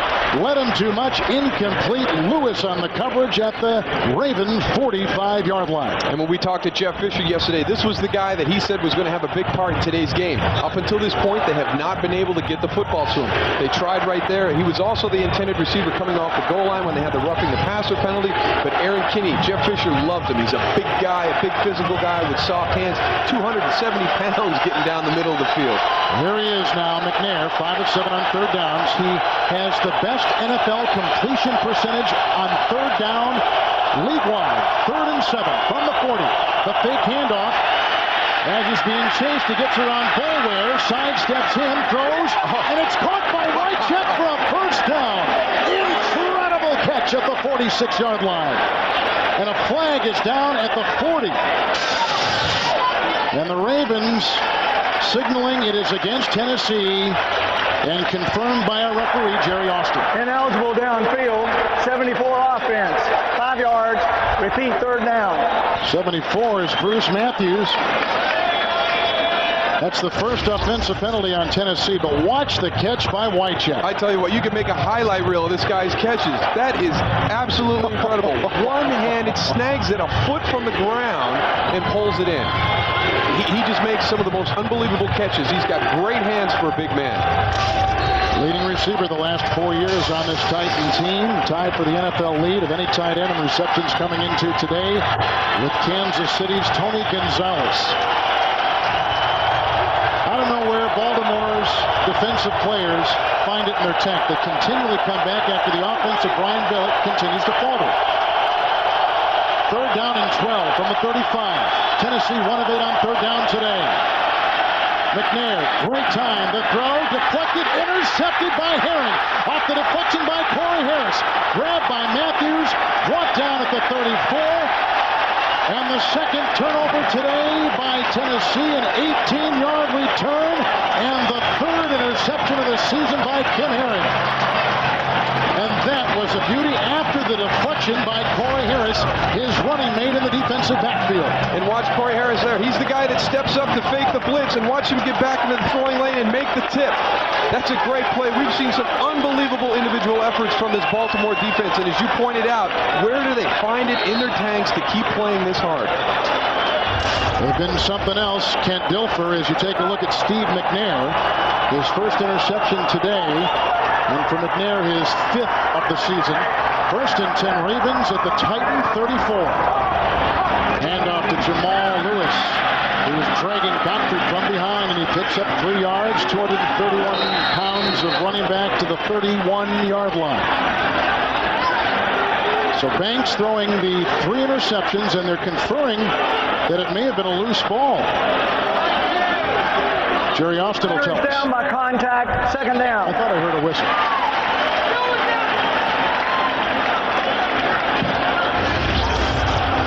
Get a chance to look at it right here. Jamal Lewis has definitely got the ball way outside. He's down right there. Yeah, so his left knee was down. That ball was down by contact. Jeff Fisher with only 1 timeout. I don't even think he has the opportunity to go back and call for a replay because now he's got to play the rest of the game with no timeouts. Great point. 2nd down and 7. The Herring interception sets up this Baltimore possession. Ravens have started an NFL high 23 possessions in opponent territory this season. 2nd and 7 from the 31. Good time for Dilfer. Dumps it off in the flat. Caught by Priest Holmes, and he is grabbed nicely by Perry Phoenix after a gain of 5. And they move it to the 26. With the clock ticking and approaching 9 minutes to play in the 4th quarter. And here comes a big critical 3rd down situation for the Baltimore Ravens offense at the 26-yard line. They do not want to settle for another field goal in this situation. They can't keep putting their defense on the field to win the game. This is going to be a crucial play for this offense. 3rd and 2 from the 26. They have to get inside the 25.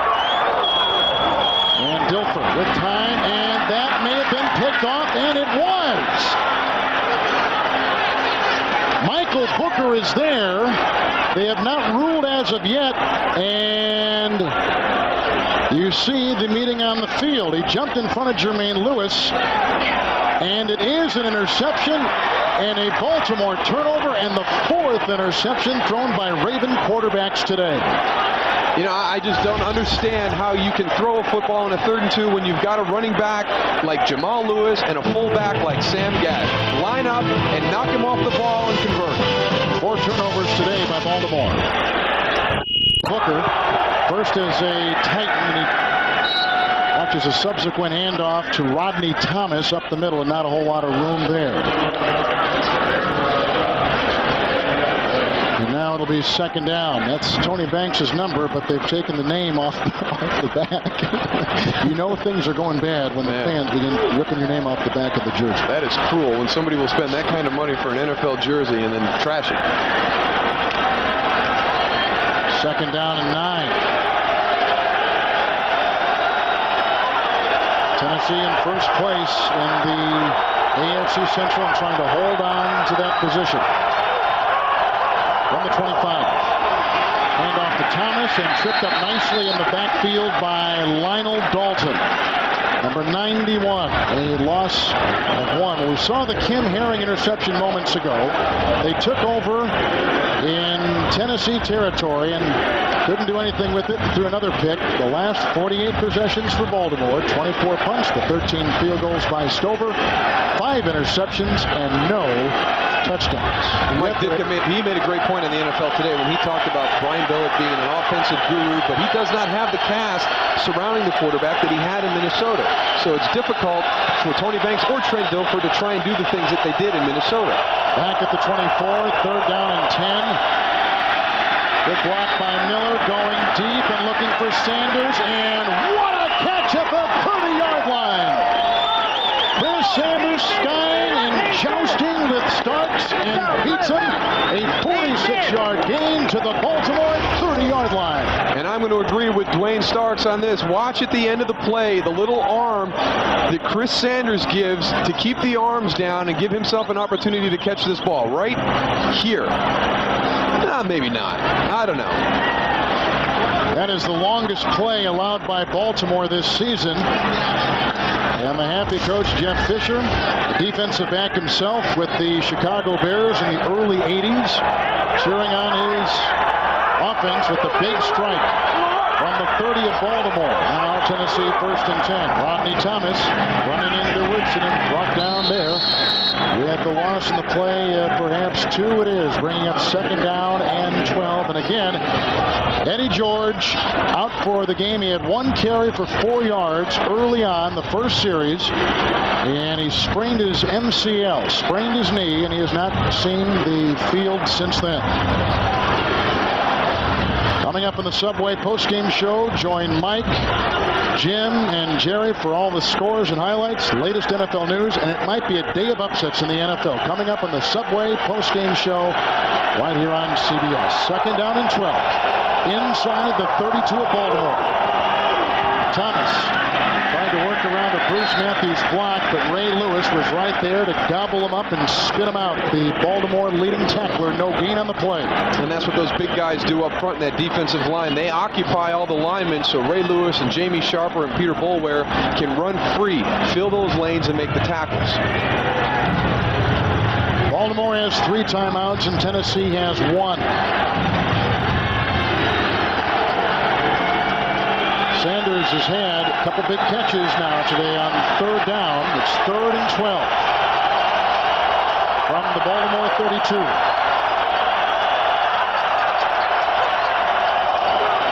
McNair looking for Sanders, makes the grab and then dropped it. Had it, juggled it, couldn't reel it in. The coverage by McAllister and Kim Herring. And he didn't get that one. Now Al Del Greco trots out onto the field with the 4th and 12 awaiting the offense. Now they yank Del Greco off and they bring Hendrick onto the field. So Del Greco was out there looking as if he was going to try it. And this would only be a 49-yard field goal, and you know, probably in Al Del Greco's range. But again, I think you go back to the point, the ball is going to be spotted at the place of the kick. It gives Baltimore a short field this way, but this is a difficult punt to execute because you've only got 32 yards of field to work with. What about a fake?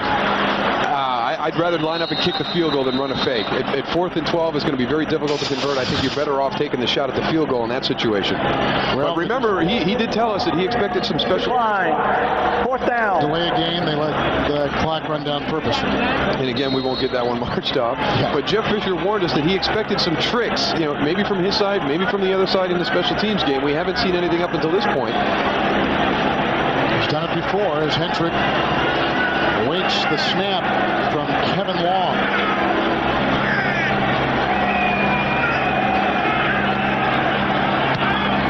Little pooch. Lewis is back, landing at the 6, and it was not saved. With all kinds of people down, they're getting a 32-yard punt. George McCullough just about ahead. Back out to the 20 with the touchdown.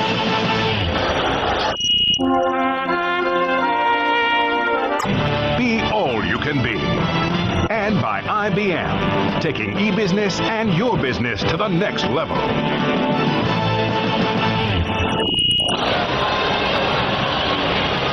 Back here in Baltimore. 4 second-half turnovers by the Ravens. Tennessee, without Eddie George, has gotten a touchdown pass by their running back, Rodney Thomas. Pass thrown by McNair and a catch and run by Thomas. And then Randall Godfrey picked off Banks and returned to 24 yards for a touchdown. First of his career as they take a look at George McCullough. Must have cramps there in the end zone. And tonight on 60 Minutes, while other kids play baseball, football, or basketball, this kid plays the stock market.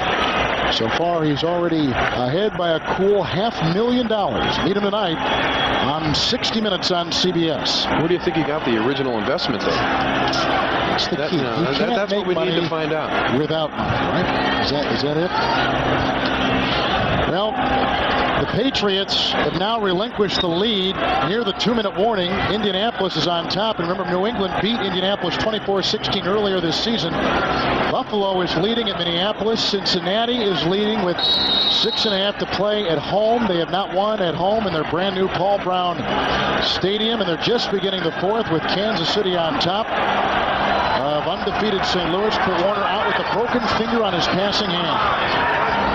Trent Dilfer from the 20. 1st and 10 on the touchback. He loses his way, holds on to the ball, and then brought down by Jason Fisk.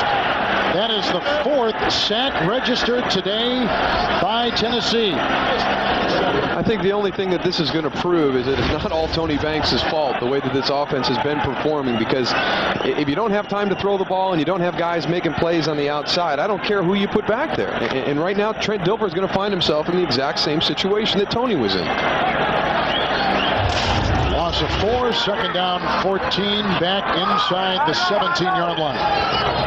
Dilfer with the block by Ogden, buys him some time, and he hits his receiver up near the 25-yard line. It's Shannon Sharp, the tight end. It's a gain of 11 on the play, shy of a first down. They'll mark him down actually near the 27-yard line. 3rd and 3. Holmes will come in along with Jermaine Lewis. Gash will leave along with Jamal Lewis. Baltimore with all 3 of their timeouts and not a sense of urgency at all to their pace.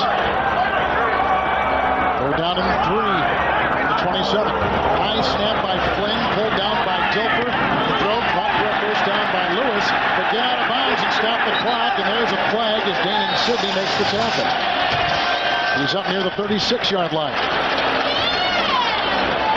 Face mask? Probably. 9-yard gain. His 3rd catch today. He's had 2 on 3rd down today for Baltimore. Face mask, 37 defense, 5 yards, first down, the result of the play. Sidney already with an interception today, called for the penalty. Jermaine Lewis, number 84 at the top of your screen. He's going to do just a little route we call a China route. He'll come into the inside and then snap it back to the outside. I like the effort right here. Damon Sidney almost conceded the fact that he was going out of bounds. He almost broke that tackle for a big play. And there's the face mask at the end right there. 41-yard line, 1st and 10 for Baltimore, trailing 14-6, 3:10 to play in the game. Good time for Dilfer. Going to the side, and it's caught by Sharp at the 46-yard line of Tennessee. Tackled by safety Blaine Bishop. It's a gain of first down, a gain of 14 on first down. And he has been the one constant in the Baltimore offense during the course of the game today. And I think that they need to look for him more. If Tennessee can take him away, I don't think there's anybody else to step up and make the plays that Shannon has made during the course of this football game. 7 catches for Sharp today, 100 receiving yards. 46-yard line, 1st and 10. Baltimore still within striking reach, just 8 points down. Dilfer throws it back, batted down for line of scrimmage. All kinds of big bodies in there. Keith Embry was in there, Jason Fisk,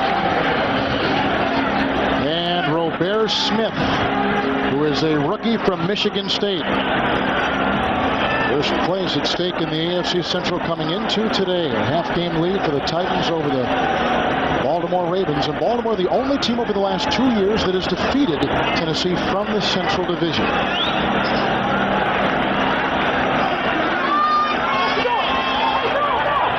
Second down, 10, 46-yard line of Tennessee.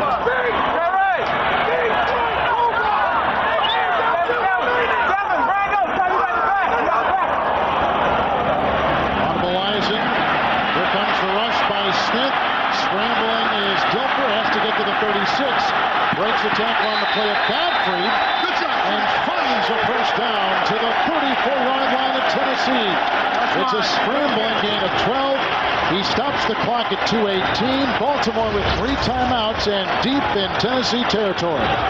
And Trent Dilfer showing a little bit of emotion at the end of this play, which is something that has been lacking from the quarterback position. You'll see he gets to the outside. He had an opportunity to dump the ball, but he stays in, turns the ball upfield. And you see at the tail end, he'll get up. He's all pumped up as he gets back onto the football field. And that's one of the things that goes along with the quarterback position, that emotion to be able to lead a football team. 34-yard line after the 12-yard scramble by Dilfer. First down and 10. Here comes the rush by Smith. They dump it off to Jamal Lewis. Breaks the tackle of Godfrey and spins his way, corkscrewing to the 26.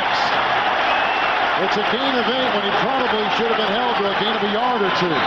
He'd have been lucky to get anything positive out of that. They had it defended well. He's just a bowling ball when he gets going. I mean, there's nothing. I mean, you can't bring him down by yourself. Well, we've reached the 2-minute warning, but Dilfer clearly was signaling for a timeout with about 2:03, 2:02 left on the clock. So let's see if they put more time on the clock than they do. 5 seconds. Timeout Baltimore. That's their first. It will be a 30-second timeout. That is a very good use of their timeouts. They've got 3. They know they're going to get a break at the 2-minute warning, and they get one just before the break right now. Basically like picking up an extra timeout at this stage of the game. So Dilfer making things happen in what has been a dismal offensive day for Baltimore. And coming up in the Subway postgame show, Jim, Mike, and Jerry have all the scores, all the highlights. It's been a day of upsets, or at least upsets in the making, around the NFL. Latest news all on tap next on the Subway postgame show from 5th Avenue. So Tennessee's got a timeout left, and Baltimore has 2. Dilfer, as you take a look at the injured Eddie George, who came into today as the number 1 AFC running back and number 3 in the NFL in terms of rushing yards. But 1 carry, 4 yards, that's been it. Dilfer 6 of 9 today. Second down, long one, shy of the 25. Good block by Lewis outside for Shannon Sharp. Gets the first down, out of bounds at the 21. It's a gain of 4. 2:01 to play in the game. So he steps out of play, stops the clock, and the 2-minute warning still waits, and 2 timeouts remaining. He's going to get another free play. Yeah. This has been great clock management. What's the one thing they have done well? I'm not sure.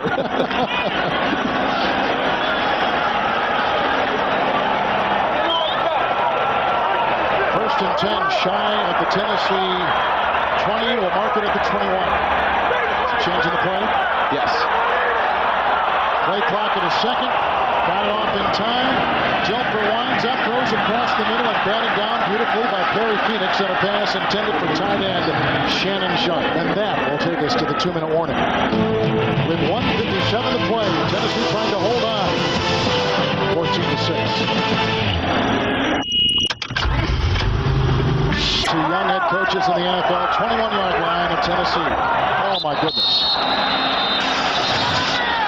Flags all over the field. Fast start, perhaps? Yeah, a bunch of guys on the offensive side of the ball. You can take your pick. Unless, somebody moved in the defensive line, but I didn't really see anybody. Ball start, 64. Offense, 5 yards. It's still second down. Mulatalo, their starting left guard. He was just the unfortunate one that had his number called, but there was about 4 or 5 other guys you could have chosen from. Elvis Gerback is out of that game at Kansas City. He has an injured elbow. Warner's already out with a broken finger, and other scores. Baltimore took over at their 20 with 4.5 left to play. 10th play of the drive upcoming. Second down, 15. Dilfer. Good block by Swain in the end zone. Incomplete.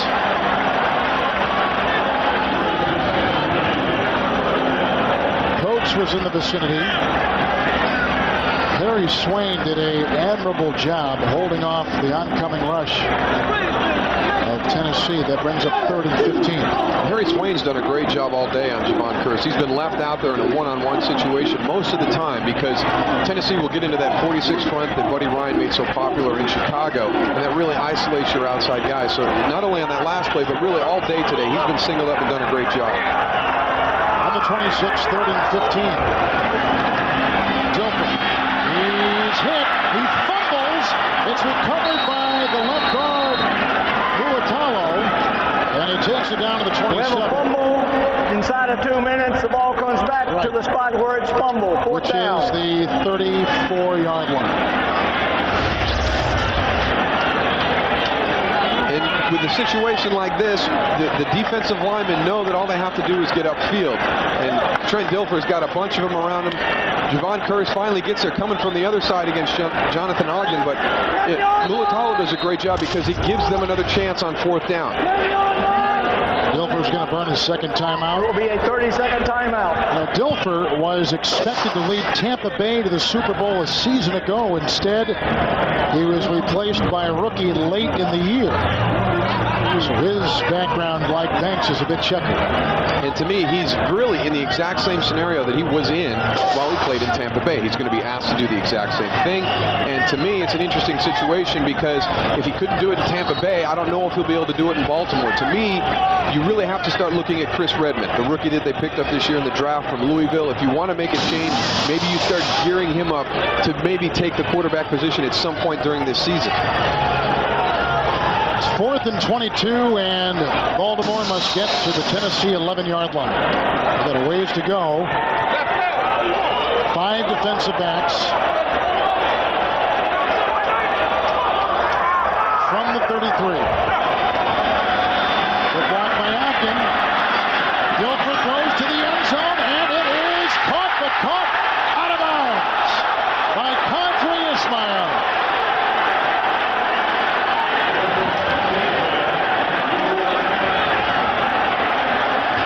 That pretty much sums up the day for the Baltimore offense right there.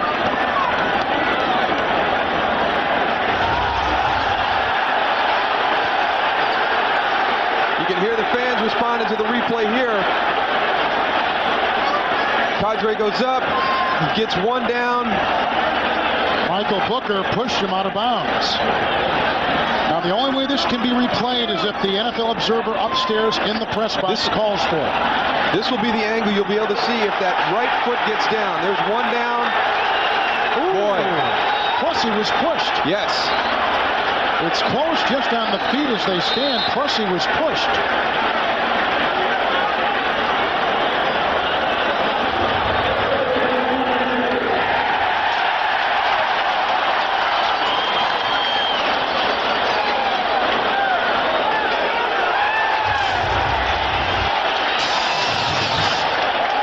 They have decided to review it as the upstairs NFL Observer has decided to wire his way down to Jerry Austin, who will make the final decision on the field. I really think he gets both feet in, even though he's being pushed out. There's one. Now watch the right foot as it comes down the toes. Boy, I tell you. Plus he's pushed. But this is a huge play. We haven't even talked if they should go for the 2-point conversion should they rule it, but obviously they've got to if they rule it a touchdown. Would you call it a touchdown? You know, to me, it's kind of inconclusive. You have to kind of go with what they called on the field because you can't, there's not a good angle on the end line. If you had an end line angle to see if that toe was down, then I think you can overturn it. But to me, this is kind of inconclusive right here. It's hard to see if that foot does get in or if it lands on the line. If you have a replay down that end line that shows you positive proof that that foot is in, I think you can overturn it. But with this, I would not be surprised to see them come back with something that said inconclusive because right there it's hard to see if that toe is in or not.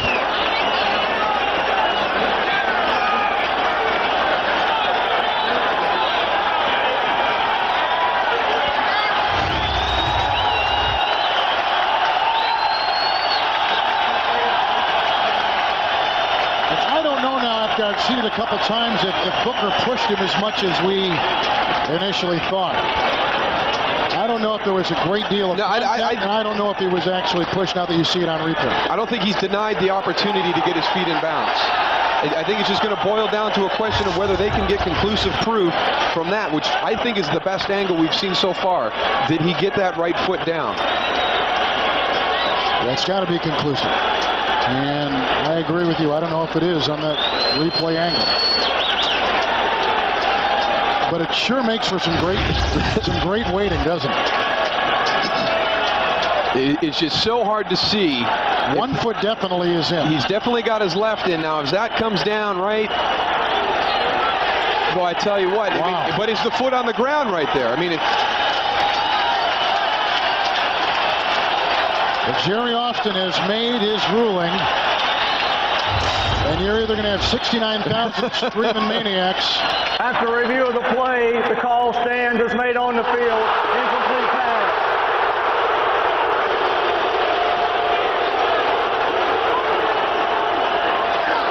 So Booker's defense was good.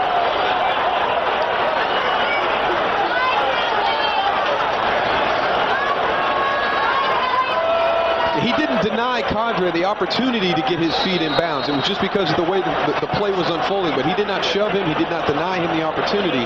But I really feel that the play was just inconclusive to whether he got that foot down. One timeout remaining for Baltimore, one for Tennessee. McNair will take a knee, 1:19 on the clock and ticking down. 4 second-half turnovers for Baltimore. 2 for Tennessee, 6 all told in the second half. Dilfer taking the place of Banks. So it appears as though the defending AFC champion Tennessee Titans could come out of here with the win, which would be their 6th consecutive victory, which would be the longest streak in the AFC this season. First place coming in was on the line for Jeff Fisher on his side and Tony Banks on his side. And what Tennessee did for me today was to show me that even without Eddie George, who was lost on that opening series, that this football team was able to come into a hostile environment, lose their main part of their offense, and still be able to find a way to win football games. That speaks volume for the type of team that the Tennessee Titans are at this early stage of the season, well, at the halfway point of the season. Tennessee will win their 4th consecutive game against an AFC Central team. And they have now won 6 of their last 8 games, regular season games on the road. And they will still be tied for the best record in the AFC with Miami and the Jets, who play tomorrow night in Oakland, which plays in a matter of moments in the Bay Area against Seattle. No touchdowns today for Baltimore, and the Tennessee defense didn't allow any, as you take a look at Eddie George, who was injured after 1 carry. So now the defense of Tennessee has allowed just 8 touchdowns in their first 7 games, which is remarkable. And that was the killer in this game today, is not only did the offense struggle and turn the ball over and not do what they were supposed to do, but they gave up the touchdown that took away the opportunity to kick the field goal right there to go ahead. So the number 1 team in the giveaway takeaway in the NFL, the Baltimore Ravens, coming into today, turn it over 4 times on 4 interceptions. And so the Titans, with the win, lead the Central Division by a game and a half, and Baltimore remains in 2nd place.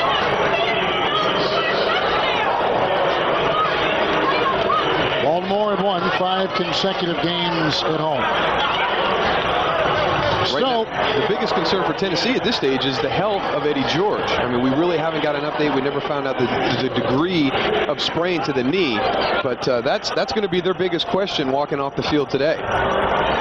Tennessee goes to 6-1, and Baltimore will drop to 5-3. And Baltimore now has gone 4 consecutive games, 49 possessions without scoring a touchdown. And now for Daryl Moose Johnston and Beasley Reese, Kevin Harlan saying so long from PSI Net Stadium in Baltimore. The final score is in. Tennessee beating the Ravens 14-6.